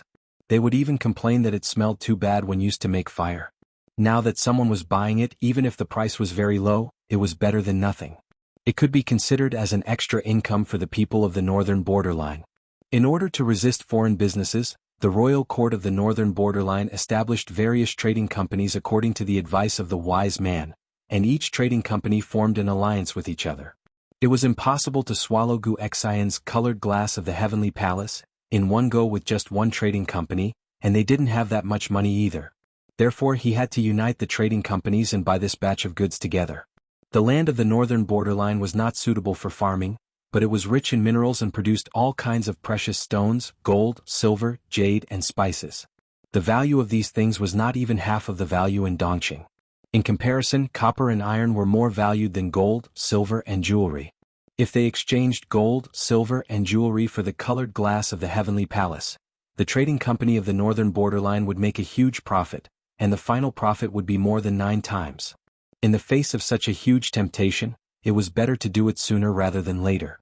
Taking advantage of the opportunity when Gu Xian went to other countries to do business and was unable to take care of the northern borderline, the manager of the treasure house stole the colored glass of the heavenly palace in batches and sold it to the trading company of the northern borderline at a low price of 30%, in exchange for a large amount of gold, silver, jewelry, and sheepskin wool. The manager of the treasure house was also a scheming person, and he did things flawlessly. This made the head of the trading company sigh with emotion. As expected of a manager trained by Gu Xian, his style was just like him. It was a pity that when Gu Xian returned and saw the empty treasure house, he would vomit blood in anger. Thinking of that wonderful scene, the head of the trading company couldn't help but smile. In the end, the manager of the treasure house forged Gu Xian's warrant and dismissed the treasure house and its branch business in the northern borderline. He left the northern borderline with the old man of the treasure house, the gold, silver, jewelry, and hundreds of thousands of sheepskin wool, and headed in the direction of Nanxing country. Before leaving, the manager of the treasure house also secretly asked the head of the trading company if he could secretly sell some horses to him. The head of the trading company said, "Didn't I say before that the higher-ups are very strict with this business? Horses can't be sold." The manager of the treasure house said, "You also said that business is business. There is money to be made in this business, so why not do it?" The head of the trading company smiled and said nothing. The manager of the treasure house refused to give up and asked about the famous horses in the northern borderline. The head of the trading company was annoyed by the questions. He said, "If you want to buy horses, you can ask the horse merchants in Shalan country. They have just presented more than 10 Fergana horses to the imperial court. I heard that those horses are very expensive, even better than the best horses in the northern borderline. But it's a pity that along the way 4 horses died of illness. Although the horses over there are expensive, they are indeed good horses. The manager of the treasure house asked in surprise, "What kind of place is Shalan country?" The head of the trading company said, "I don't know either, but that place is very far away. I heard that there are only spring and summer in a year, and it is very hot and dry. The people over there are all tan like charcoal. If it gets dark, you can't even see a person. Their brains are stupid, but their limbs are strong." The manager of the treasure house grunted and seemed to be a little tempted. The head of the trading company didn't mind connecting the two parties. The manager of the treasure house took the opportunity to see the Fergana horses from Shalan country. They were indeed extraordinary. "But, why, they don't look very energetic," the head of the trading company said with an indifferent expression. "I heard that they traveled for more than half a year. Even people can't stand it, let alone horses. They will be fine after resting for a while. If you want to buy horses, you can talk to the head of the trading company in Shalan country. If the price is right, he might sell you one." People also had problems with acclimatization, and horses were the same. They would be fine after resting for a while. It had always been like this, so the head of the trading company didn't care. The manager of the treasure house asked about the price and was scared off. The horses were good horses, but a top-grade Fergana horse cost 5 or 600,000 strings of coins. Who could afford it? Every year, the northern borderline would buy horses from Shalan country, not for people to ride, but to use the Fergana horses of Shalan country and the good war horses of the local horse farms to breed high-quality war horses. If that was the case, the price was actually not expensive. Seeing that the manager of the treasure house was scared off, the head of the trading company laughed secretly.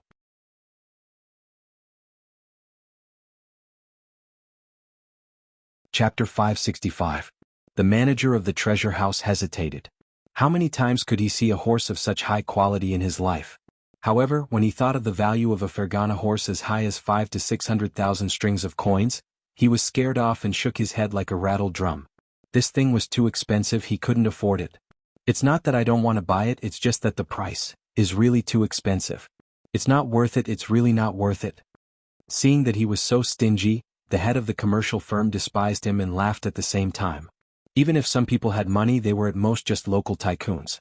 They didn't have great foresight and insight, and they didn't consider the big picture. Was a Fergana horse worth 5 to 600,000 strings of coins expensive? This price was indeed very expensive, but what if these Fergana horses were excellent stallions? Any horse farm that got such a high-quality Fergana horse could breed countless high-quality war horses, and the value created in a few years would far exceed this price. The war horses of the northern borderline were so sought after because of their persistent efforts to improve the horse's bloodline. With a large number of high-quality war horses, the combat power of the northern borderline could improve so quickly. Therefore, in the eyes of the head of the commercial firm, the manager of the treasure house was really short-sighted and useless. With this judgment, the head of the commercial firm was more at ease with the manager of the treasure house. He was happy and blurted out, "I think you really like good horses. I have a few mixed-blood Fergana horses. Although they aren't as pure-blooded as Shalan, they've been carefully cultivated for 2 generations. They're of extremely good quality. Do you want to take a look? But I'll say this in advance. If you want to buy them, you can only buy one. Those good horses are all registered. If there are too few, it'll be hard to explain." The manager of the treasure house's heart trembled. Was he going to smuggle a fine horse to him? Of course he had to agree to such a good thing. The northern borderline was vast and rich in high-quality horses. The imperial court kept a close eye on each horse farm. However, there would always be people who would take risks for the sake of profit. The horse that Lu Shi gave to Jiang Pingji was smuggled out. It was originally meant to be presented to the king of the northern borderline, but the officials under him intercepted it and sold it. The horse that they gave to the king was slightly inferior. Now that the situation was tense, good horses could not be bought and sold carelessly. Horses that could be bought and sold privately naturally had some tricks up their sleeves. For example, the owner of the horse farm would privately embezzle the money and report that the newborn foals had died from dystocia or had died prematurely. Then he would raise them in private and sell them at a high price. The manager of the treasure house looked at the few fine horses that the head of the trading company was talking about. They were not very old, but one could already see their future glory. He swallowed nervously and obsessively. Compared to the Fergana horses, which had a thin head, a high neck, thin skin, fine hair, and appeared lean, the manager of the treasure house preferred the hybrid of the Fergana horses and the local horses of the northern borderline. It not only had the advantages of the Fergana horses such as great strength, speed and endurance, but it also had the advantages of the local horses, such as strong explosive power, strong weight-bearing, light footsteps and strong physique. Which man wouldn't like it? The Fergana horses of Shalon were good in every way except for one thing, which was that they were slightly lean. However, after 2 generations of hybridization, the horses in front of him that had improved their bloodlines could be said to be real godly horses. The head of the trading company was very satisfied with the obsessive reaction of the manager of the treasure house. He said in a slightly proud tone, "Are you satisfied with what you see?" The manager of the treasure house nodded like pounding garlic and said obsequiously, "I'm satisfied, I can't be more satisfied. I've never seen such a handsome horse in my life. I really have to thank you this time. Otherwise, I wouldn't have the luck to see such a magnificent horse." The head of the trading company was very satisfied. He said, "If you like it, you can pick any one. We're old friends, so I'll give you the best price." The manager of the treasure house didn't know much about horses, but he knew that if the dozen or so horses in front of him were not good, the head of the trading company wouldn't have valued them so much. Therefore, he didn't have to worry about the quality of the fine horses. He only needed to pick the best-looking one. Yes, he was a beauty lover. The color of these fine horses was very pure. Among a group of brown, brownish-red, brownish-yellow and pure black horses, the manager of the treasure house saw the snow-white horse at first glance. There was not a trace of other colors on its body, and it had a light body and vigorous gait. It was a beauty among horses. What a beautiful little girl. I'll choose this one. The manager of the treasure house raised his hand and touched the mane of the horse. The horse snorted but didn't reject it. Its temperament was very docile. The head of the trading company was strangely silent for a moment. "This is a male." The manager of the treasure house. "A male?" He was surprised and asked, "Has this horse been gelded?" The head of the trading company said, "This horse hasn't been gelded yet." What was gelding? To put it bluntly, it was castration. Male war horses were all castrated. They were the so-called geldings. These male horses were more docile and easy to tame. They also wouldn't go into estrus. After all, anything could happen on the battlefield. If a male horse went into estrus, who would be able to tame it? The horses used for riding were all gelded. Each horse farm would keep the best quality male horses as stud horses to breed excellent offspring. The expression of the manager of the treasure house became even more strange. He couldn't help but look at the horse. A gelding that hadn't been gelded could have such a good temper? The other party seemed to grin and laugh at his lack of knowledge. The head of the trading company said without hesitation, "This horse hasn't been gelded.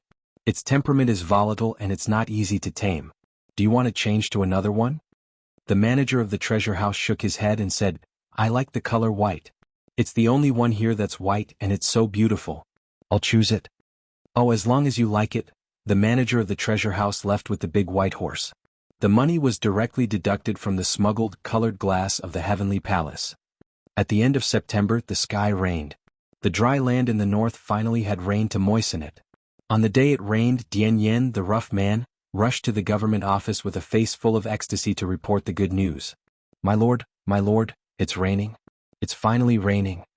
Jiang Pingji raised her eyelids and put down the brush and ink in her hand. She got up and picked up the cloak beside her to put it on. "It's raining. Why are you so surprised?" Even so, Jiang Pingji's words still carried a faint smile. In this era, the heavens depended on what people ate. In the past, artificial rain could still be made, but now it couldn't. The autumn harvest was getting closer and closer, but the weather showed no signs of improving. The dug canals were gradually drying up. The people's hearts were wavering. Jiang Pingji was worried about how to appease the people, but she didn't expect the heavens to give her face. It started to rain without warning. At first it was drizzling. Then it became raindrops the size of beans, falling with a pitter-patter. The people of Fengyi County were ecstatic. Every household took out their pots and pans to collect the water. The farmers who were worried about their fields were overjoyed. They shouted and rushed into the rain, laughing loudly.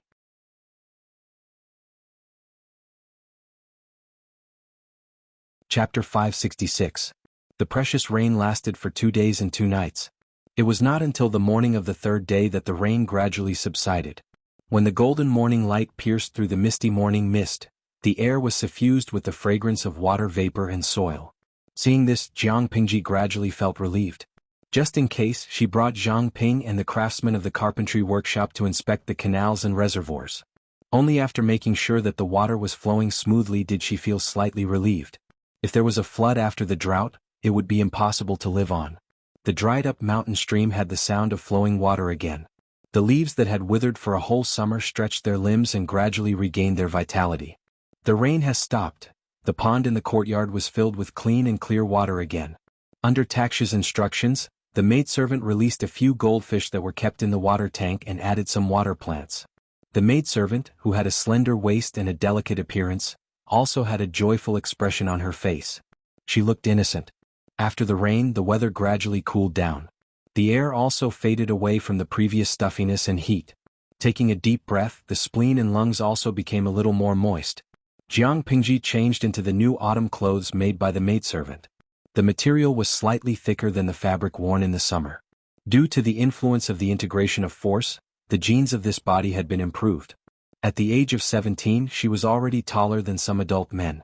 If converted to the unit of length that the audience in the streaming room was used to, she was about 1.75 meters. Looking at this growth, it was estimated that she could grow a few more centimeters. In terms of the average height of men and women in this era, her height was quite rare. Langjun, you're awake. Taksha was the first to notice her gaze. She smiled and bowed to greet her. The other maidservants bowed one after another. A beautiful young girl and a gentleman in the streaming room were cheering. Jiang Pingji's mood also became a lot better. Yes. She nodded and said, I'm going to the government office. Rainwater hung on the branches and dripped down. Feng Jin, who had been worried about the drought, was also refreshed at this moment. Good morning, my lord. Feng Jin greeted her. After getting a reply, he continued with the matter at hand. Jiang Pingji flipped through the bamboo slips on her table and asked, Shihing still hasn't come to the government office today? Feng Jin asked, My lord, why are you looking for him? Zhang Ping was not good at government affairs and he was also obsessed with all kinds of woodworking. He might not even come to the government office to take a roll call every 10 days or half a month. If he went to the carpentry workshop to arrest people, Zhang Ping would definitely be there. Jiang Pingji said, The rain was frighteningly heavy 2 days ago. I'm afraid there will be a flood. I plan to bring Shiheng along to take a look. Many floods did not accumulate water because of heavy rain.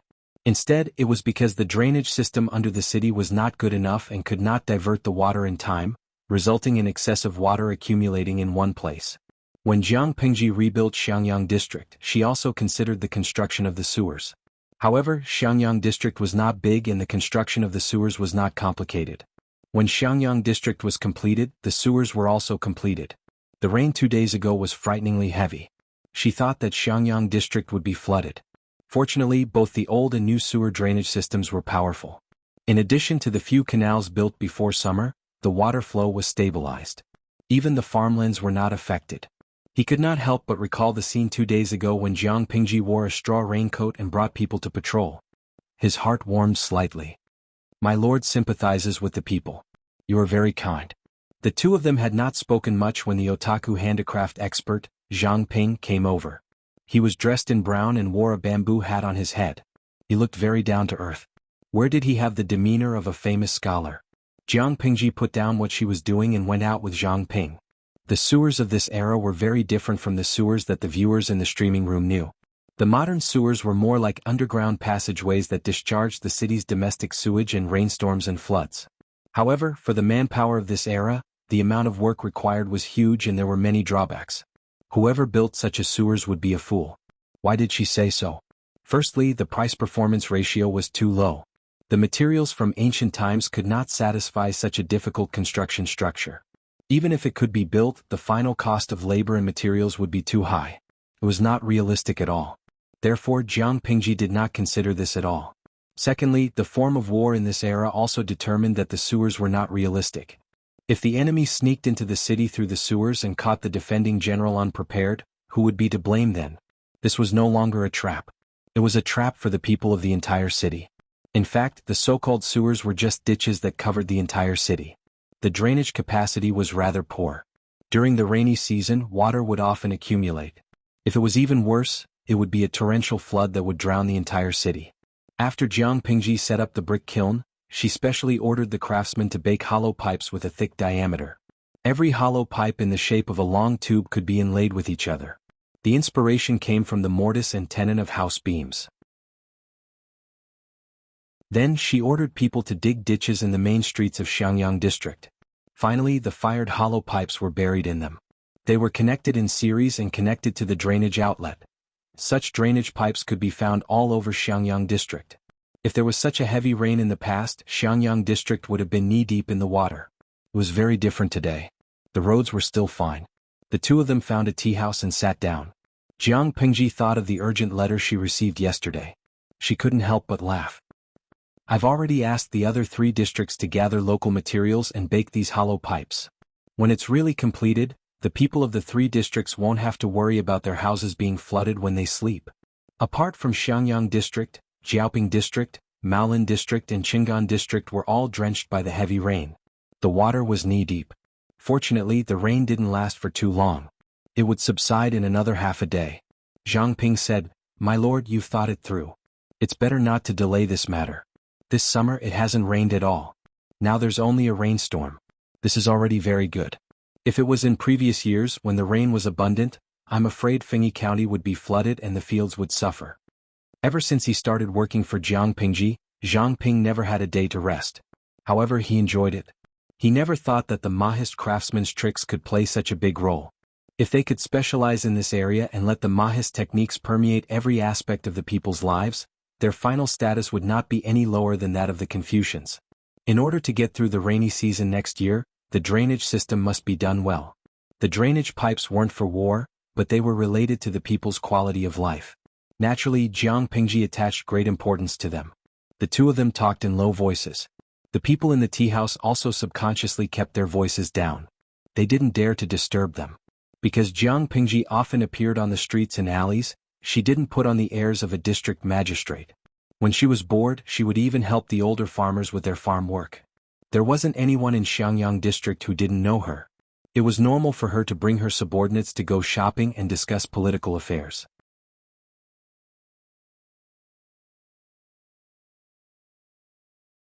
Chapter 567. The government office is flooded. The rain is too heavy. Yang Si tied a knot at the hem of his shirt, revealing his 2 bare calves soaking in the water.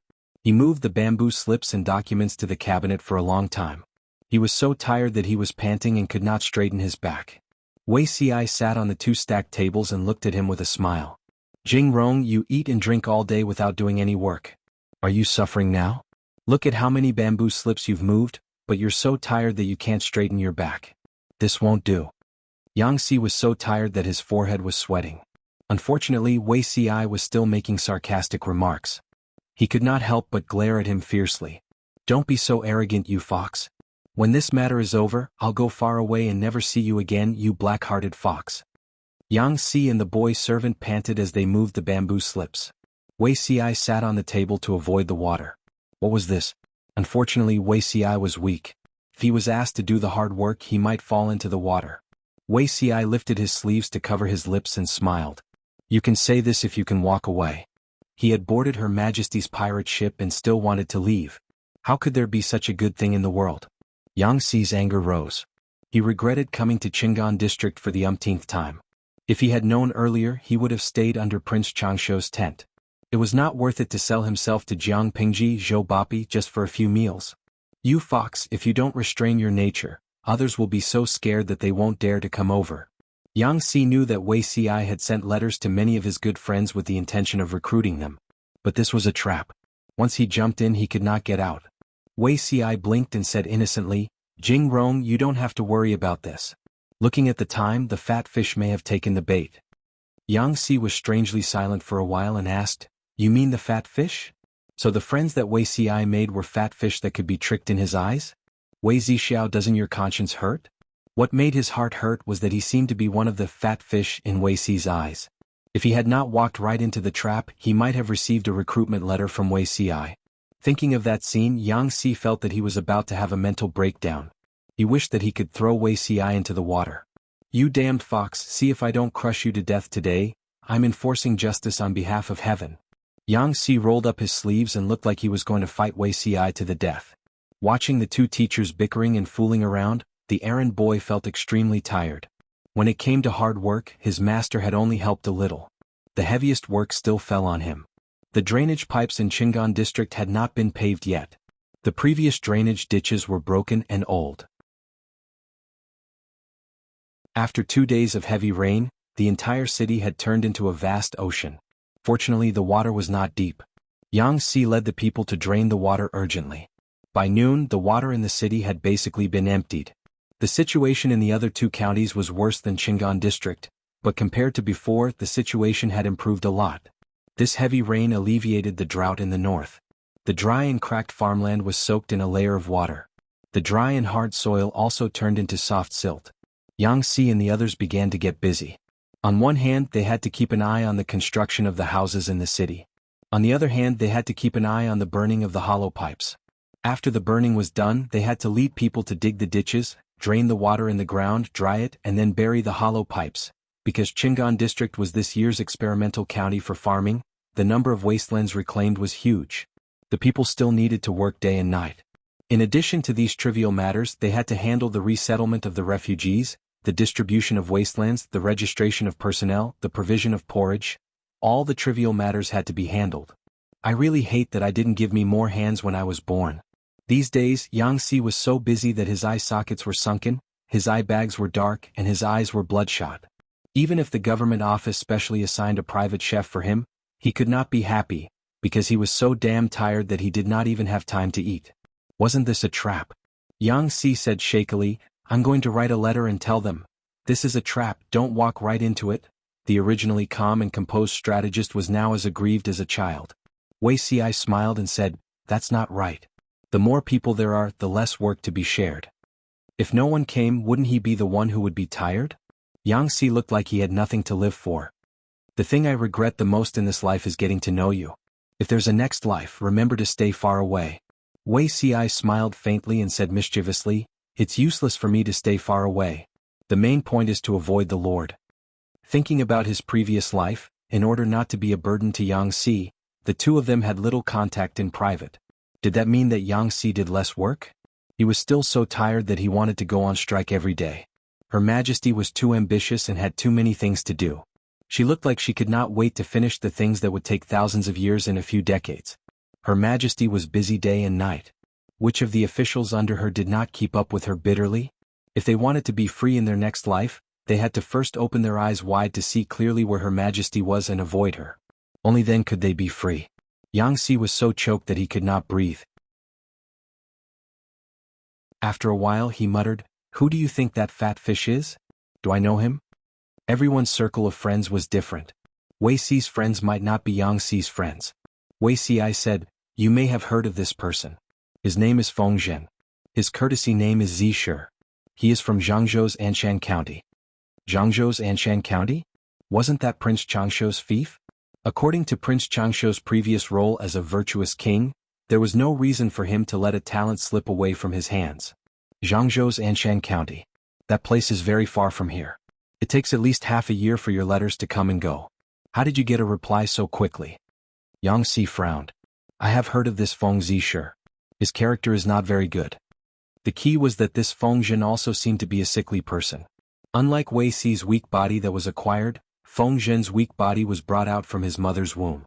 Two sickly people gathered together. Were they trying to kill him, Yang Si? Wei Si said, Zhi is a carefree person. He always likes to say, happiness should be enjoyed in time, how can it be delayed? His body is not good and he was born weak. It's not bad to have such a carefree personality. It's much better than being depressed in his heart and being young. Yang Si raised his eyebrows. It seemed like Wei Si was also a person who liked to be stubborn and depressed all day long. Did he have the cheek to say this? Hearing you say this, I'm a little interested. Wei Si was silent for a while and looked at Yang Si with pity. This kind of interest was not good. If not for Feng Zhen's ability, Wei Si would not have been able to write letters to his friends in Zhongzhou. He really did not want to recruit Feng Zhen. One Her Majesty was hard enough to serve. Now that there was Feng Zhen, his days would really be chaotic. To put it nicely, Feng Zhen's temperament was carefree. To put it bluntly, he was unrestrained.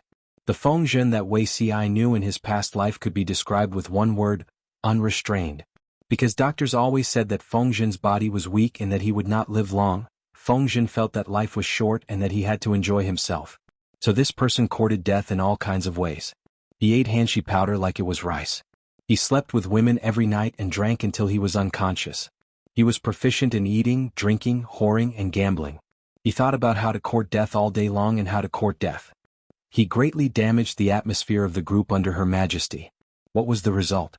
In his past life, Wei Xi had knelt down and Feng Zhen was still alive and kicking.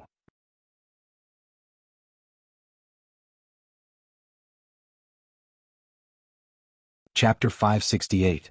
My lord, Ping feels a little strange. Jiang Pingji smiled as she took a pair of chopsticks and asked him, "What's strange?"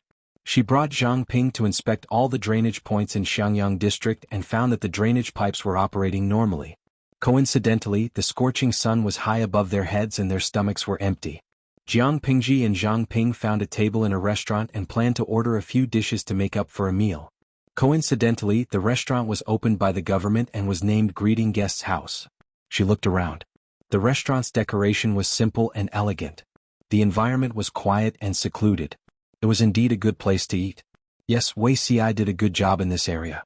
Not long after they sat down, the curtain of the small room was lifted and a waiter with a broken palm came in. The waiter looked at Jiang Pingji and Jiang Ping in astonishment. He was stunned for a while before he knelt down heavily. "Your humble servant greets you, my lord." The restaurant was opened by the government. The employees were either injured retired soldiers or the families of soldiers who died in battle. The waiter in front of them was a soldier who retired due to disability. He found a position as a waiter in the restaurant. Although he was a waiter, he was a veteran who had been to the battlefield. He could also be a hired thug. His monthly salary was enough to support a family of 3. Until now, the veteran still insisted on the habit of daily morning training. Although he was disabled, he was in good spirits. Jiang Pingji said, "Get up. Shihing and I are just here for a meal. Don't be so formal." The waiter got up obediently, but he was still somewhat restrained. Jiang Pingji took a roll of bamboo slips. It was the menu of the restaurant. The ideas provided by the viewers in the streaming room were written on each bamboo slip. They were categorized and looked very novel.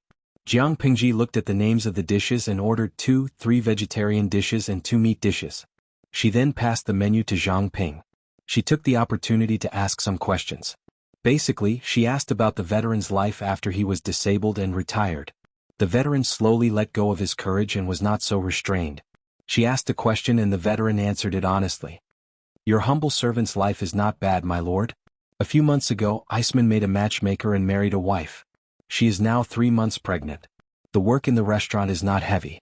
I come to clean at dawn every day and prepare to open the restaurant. I close at dusk. I get 2 salaries every month. My family eats, wears and has a lot of money left every month.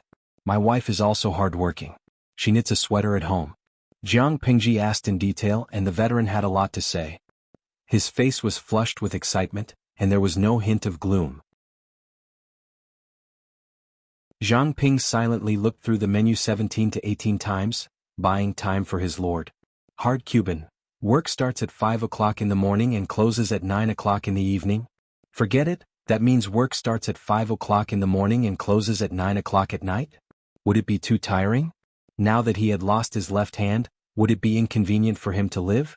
If this was the modern era, he might still be able to reattach his hand, but in ancient times, he would be crippled for life. Strive for next month. Listen carefully to their conversation. This veteran can receive 3 years of disability compensation. That's quite a lot. He's working as a waiter and a bodyguard, earning 2 people's wages. His life should be pretty good, right? After watching the live stream for a long time, the audience more or less understood Jiang Pingji's situation. The veteran's life was not bad. Midnight Xiuxin. By the way, why do they have to give the disability allowance for 3 years? Can't they just give it all at once? Wuyu Qingxian. According to my analysis, there are probably 2 reasons. If they give it all at once, the burden on the streamer will be huge. After all, it's not a single soldier's death or injury. Secondly, if they don't restrain themselves and spend it all, what will they do in the future?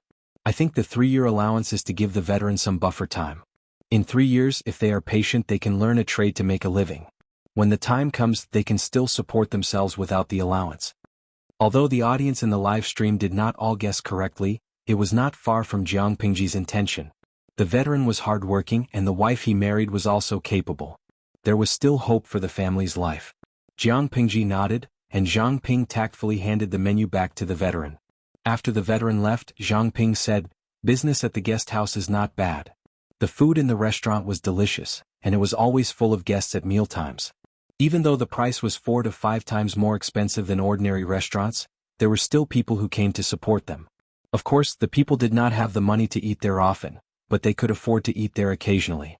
Jiang Pingji said, "When the business of the restaurant stabilizes, I plan to let the chef teach the recipes of ordinary dishes to other restaurants in the county."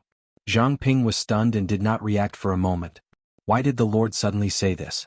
Jiang Pingji said, "The officials don't compete with the people and the people can't afford to compete. The business of the guest house is good enough. If it continues to grow, it will definitely suppress the restaurants of other people, which goes against my original intention. Let the chef publicize the recipes of ordinary dishes, and the people can also eat cheap and delicious food. The guest house will continue to take the more expensive route, and the two will not interfere with each other." Jiang Pingji thought for a long time about the name of the restaurant. In the end, she accepted the audience's suggestion and named it Guest House. To put it bluntly, it was a problem of the customer base. The restaurant of the common people served the common people, and a meal did not cost much. The dishes made by the guest house were more expensive, and they served customers with financial ability.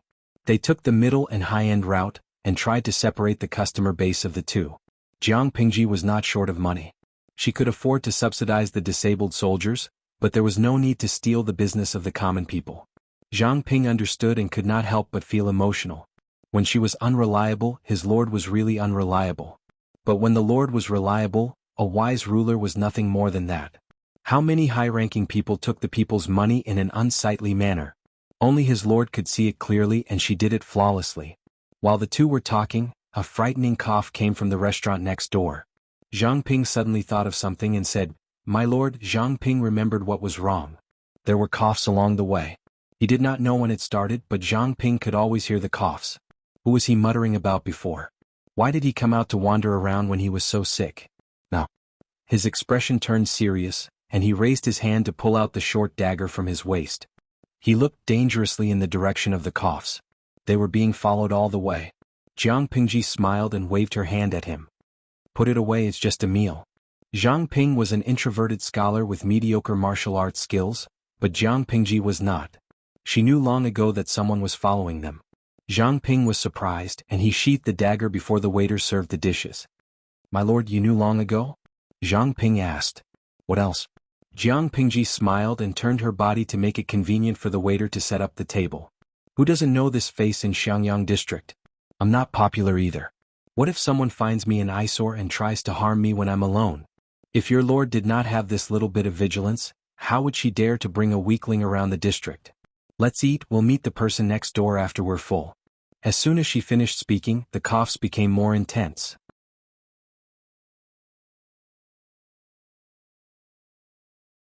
Chapter 569. Yenrian, haha, I feel like Zhang Ping is hurt. The streamer's words are a critical hit. Sophie Tang Tang, cough cough cough. Although I also want to laugh, I don't think Zhang Ping understands what Zhang Ping means, does he? Vegetarian number, I hope he doesn't understand. He'll be sad if he does. Speaking of which, who isn't Zhang Ping in front of the streamer? Xiao Santian, slapped the table. My friend above, your words are too hurtful. Zhang Ping smiled sheepishly. His martial arts skills were indeed lacking. He had no problem dealing with ordinary people, but if he encountered a ruthless character who was difficult to deal with, a salted fish like him could only lie on the ground and cheer for his lord. He could only sit and watch as his lord fought them all. My lord, why is he following us? Zhang Ping did not discover the whereabouts of that person. Apart from being too focused on his work, another reason was that he could not sense the person's malice. Jiang Pingji said, I don't know either, but he is indeed an interesting person. Zhang Ping was surprised. Seeing that his lord had some interest on her face, he was a little more curious about the guest he had never met before. The other party coughed for a long time and finally calmed down. However, Jiang Pingji knew that the person was still next door and was leisurely enjoying his lunch. Her appetite was much larger than that of a normal man. She ate several times more food every meal. Zhang Ping was very surprised every time. His lord didn't look sturdy, so where exactly did she put all the food? After eating and drinking to their heart's content, the conversation between the waiter and the strange man could be heard from outside the dining room. Jiang Pingji said, "Let him in." After a while, the curtain of the dining room was lifted and a man wearing old gray clothes walked in. The man was about 27 or 28 years old. His figure was thin and the loose, old-fashioned clothes he wore made him look even thinner. There was not much flesh on his cheeks. His chin was slightly sharp. His thin lips were abnormally light green and his face was paler than normal people. If it was not for his clear features and temperament, he might have been mistaken for an old hooligan who was addicted to wine and women. When the person appeared, the audience in the streaming room became lively. Hard Cuban, this person's image is really good. He gives off the feeling of a sick and weak wastrel. A decadent beauty. Dongfang Yaoye, host, are you trying to summon a dragon with all kinds of handsome men?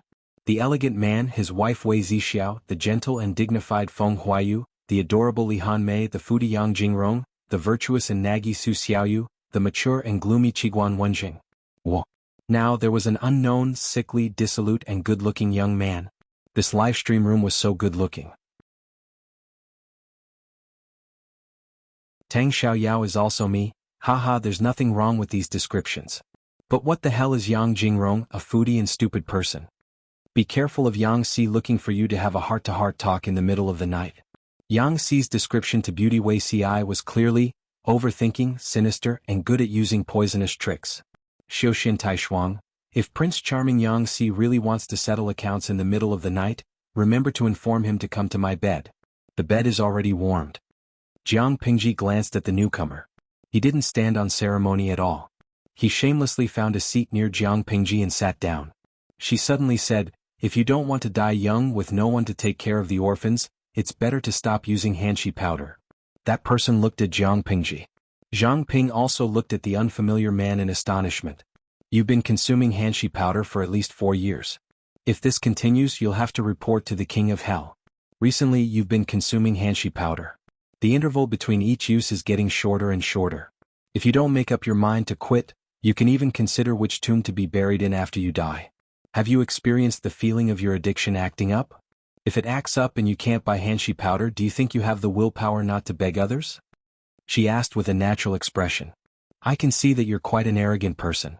You probably don't want others to see you at your most pathetic state." The young man originally had a disdainful smile on his face. The more he listened, the worse his expression became. His dark eyes carried a stern look. Zhang Ping was dumbfounded as he listened. Jiang Pingji said to herself, "Forget it, I think you're not suitable." The young man was astonished. He didn't say anything. The indignation and anger in his heart rose again. "What do you mean by this?" Jiang Pingji said bluntly, "Although you didn't say anything when you came in, I already knew everything. You observed me and Shiheng along the way. Did you really think I didn't notice? I think you're probably a talent that Zixiao wrote a letter to recruit. You're observing me to see if I'm suitable? However, a wise man can choose his master. Conversely, a master can also choose a wise man. When you came in, I already felt you're not suitable." Zhang Ping was astonished. He really wanted to step forward and cover his lord's mouth. If the young man was really recommended by Wei Si, he must be a great talent. His lord couldn't court disaster like this. The young man saw Zhang Ping's conflicted expression. His mood became slightly better, but he continued to speak harshly. "Such a foolish person is the wise lord that Wei Zixiao thinks highly of?" He was ridiculed without understanding him. It made him extremely unhappy. The world is full of talents. There's no shortage of troublemakers. "With this body of yours, how many years can you serve me?" Jiang Pingji returned with the same harsh sarcasm. "Think about it carefully. Between the 2 times you consumed the powder, how long can your mind be clear? A clear mind is an essential requirement for a strategist." The young man was addicted to the powder. Jiang Pingji really didn't dare to use it casually. Talents are talents, but not all talents can be used. The young man was silent for a moment. He carefully recalled Jiang Pingji's previous words. Only then did he realize that she wasn't speaking without thinking. "Zixiao told you?" He had been consuming hanshi powder for some years, but his social circle was very small. It was impossible for Lu Shi to know unless Wei Si was a busybody. Jiang Pingji replied honestly, "No, Zixiao didn't say anything. He didn't even tell me who he wrote the letter to." The young man was interested and deliberately made things difficult for her. I think I have the ability to rule over the world. You chase me away just like that. Aren't you afraid that I'll bear a grudge? Although Fengyi County is one of the few fertile lands in the north, the terrain isn't good.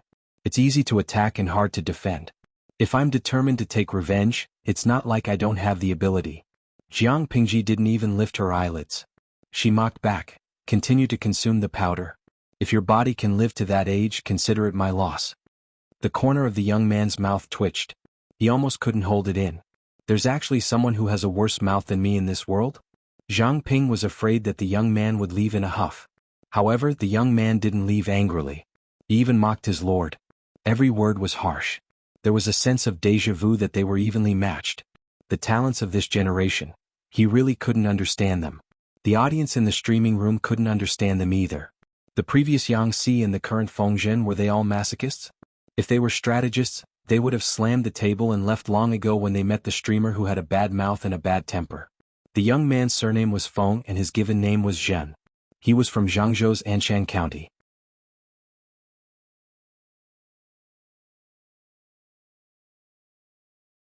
Chapter 570. Jiang Pingji said, think back to the feeling of Hanshi powder acting up. Can you touch your conscience and tell me there's no harm? Feng Zhen's face froze. Just like what Jiang Pingji said before, it's been almost 4.5 years since the first time he consumed Hanshi powder.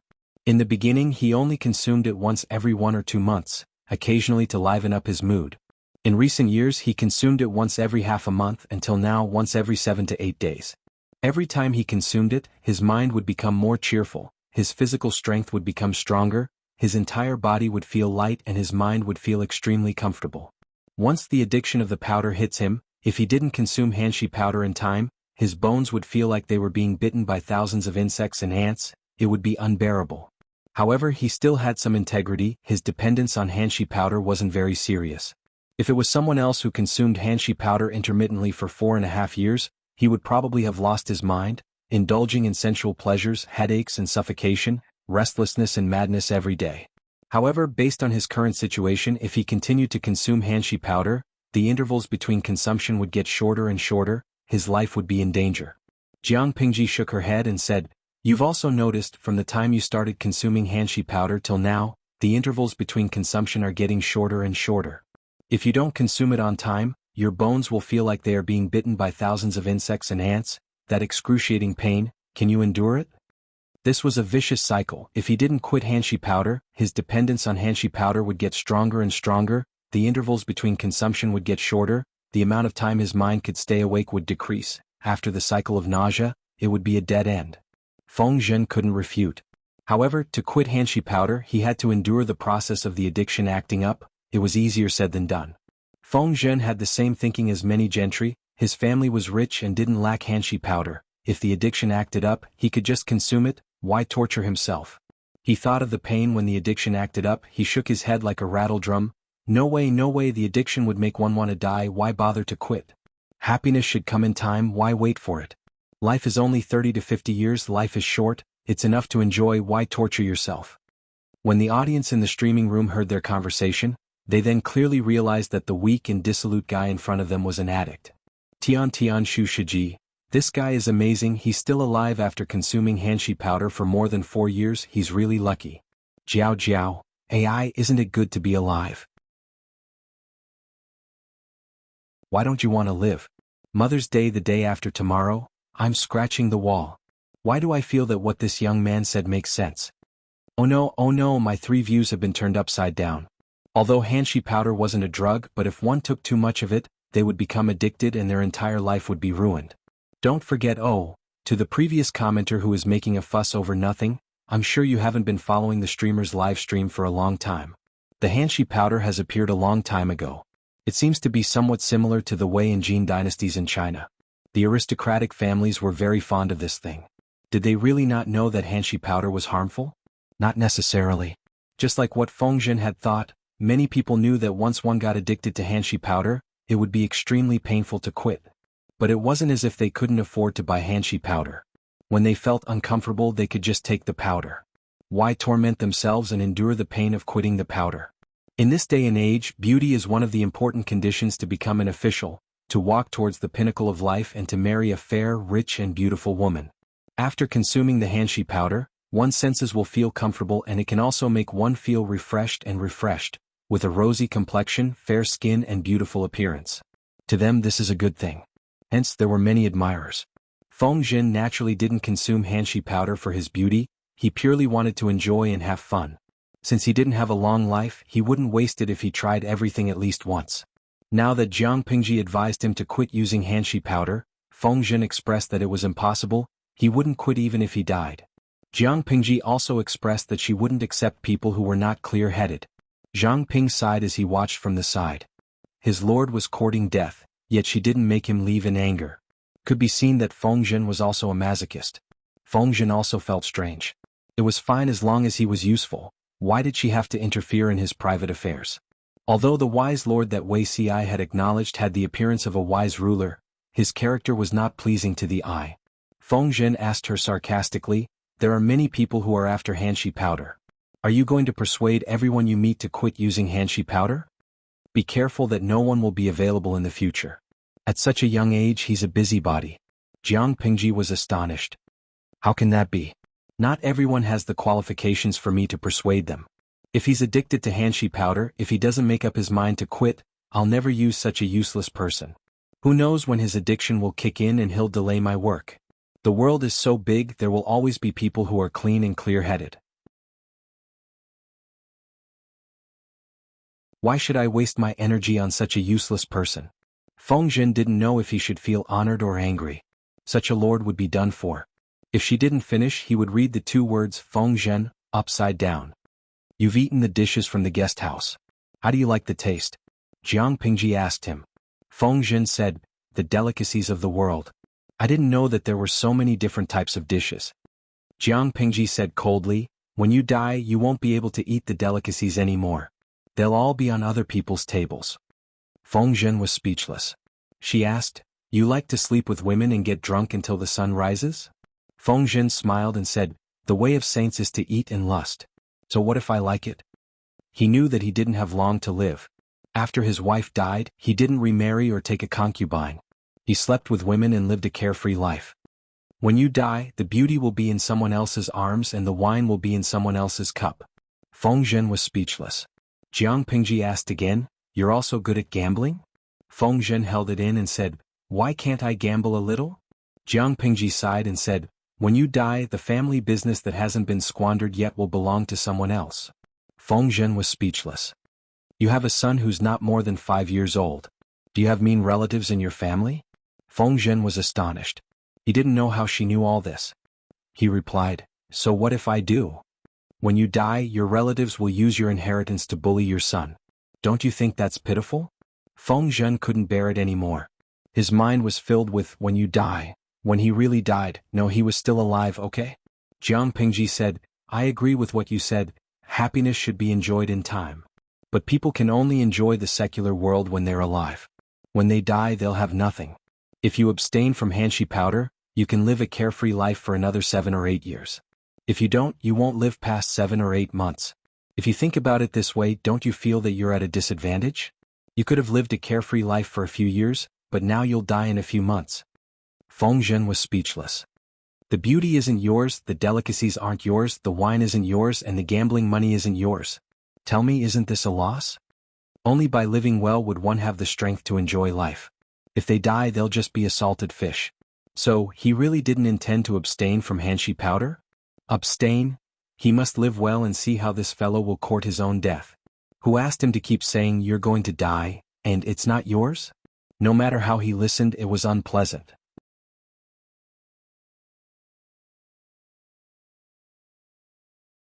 Chapter 571. A letter from your lord? What's written inside? Yang Si couldn't help but stretch his neck to look at the letter in Wei Si's hands. He didn't know what was written inside for this person to be so happy. Could it be? He raised his eyebrows, a feeling of gossiping arose in his heart. When he fixed his eyes on the letter, he was instantly disappointed.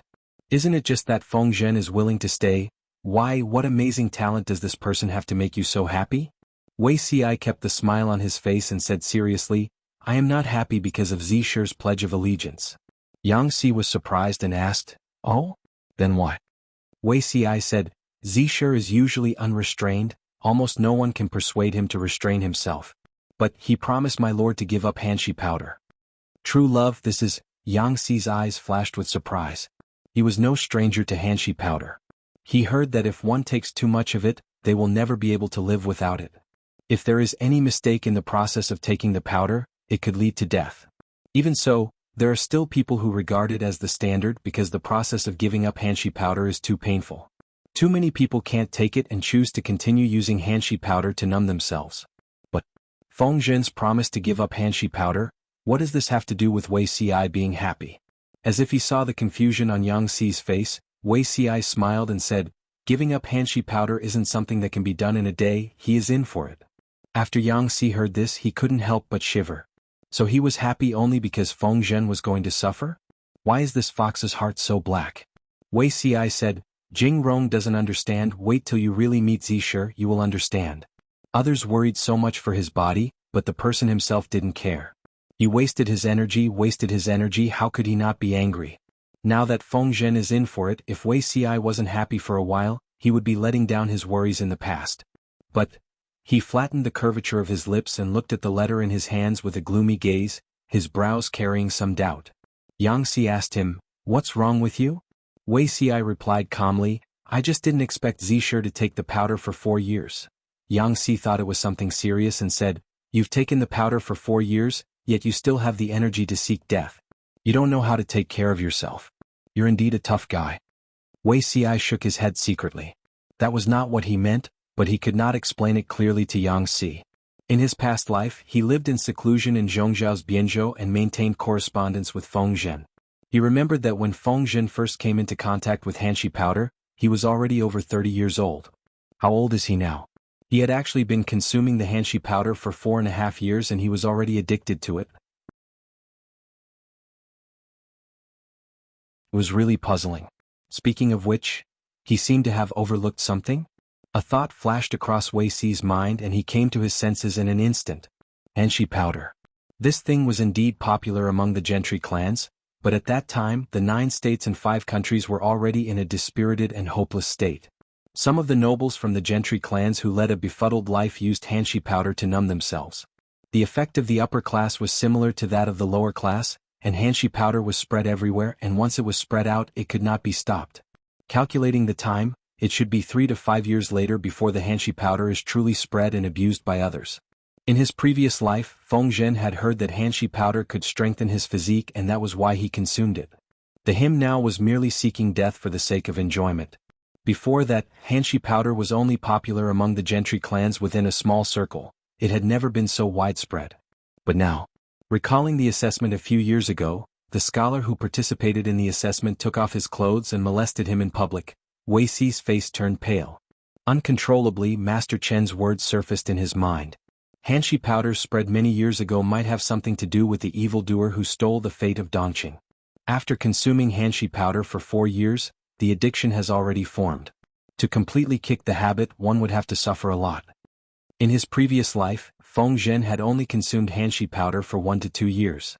Afterwards, Jiang Pingji forced him to quit. According to Feng Zhen's own recollection, the process of quitting was extremely painful. It caused him to develop a conditional fear towards the 3 words Hanshi powder. In this life he had consumed Hanshi powder for 4 years. Wouldn't the pain of quitting be multiplied? Yang Xi said sarcastically, you can gloat that Feng Zhen is really unlucky to know you. The addiction of Hanshi powder was not as strong as drugs, the probability of completely quitting was also high, but the withdrawal reaction was not something a normal person could endure. The strong desire in the mind, the pain in the body, under the double pressure, only by relying on willpower could one get through it. Runny nose and tears, muscle cramps, stomach cramps, headache and nausea. Feng Zhen had tried to quit, but the feeling was too painful. He endured it for a while and gave up, choosing to bow down to the Hanshi powder master. Now, how could Jiang Pingji allow him to give up? Feng Zhen did not know what Jiang Pingji did to him. When the addiction of Hanshi powder hit him, other than his pair of eyes that could move and his brain that could think, his entire body felt weak and powerless. He could not speak when he opened his mouth, but his consciousness remained clear and he could feel the movement in his body. The addiction flared up. From noon to dusk, his sweat had already soaked his clothes several times. Feeling the pain in his body gradually recede, Feng Zhen panted heavily, as if he had crawled back from the 18th level of hell. How do you feel? Jiang Pingji entered from outside the house. Behind her was a guard who carried a clean set of clothes.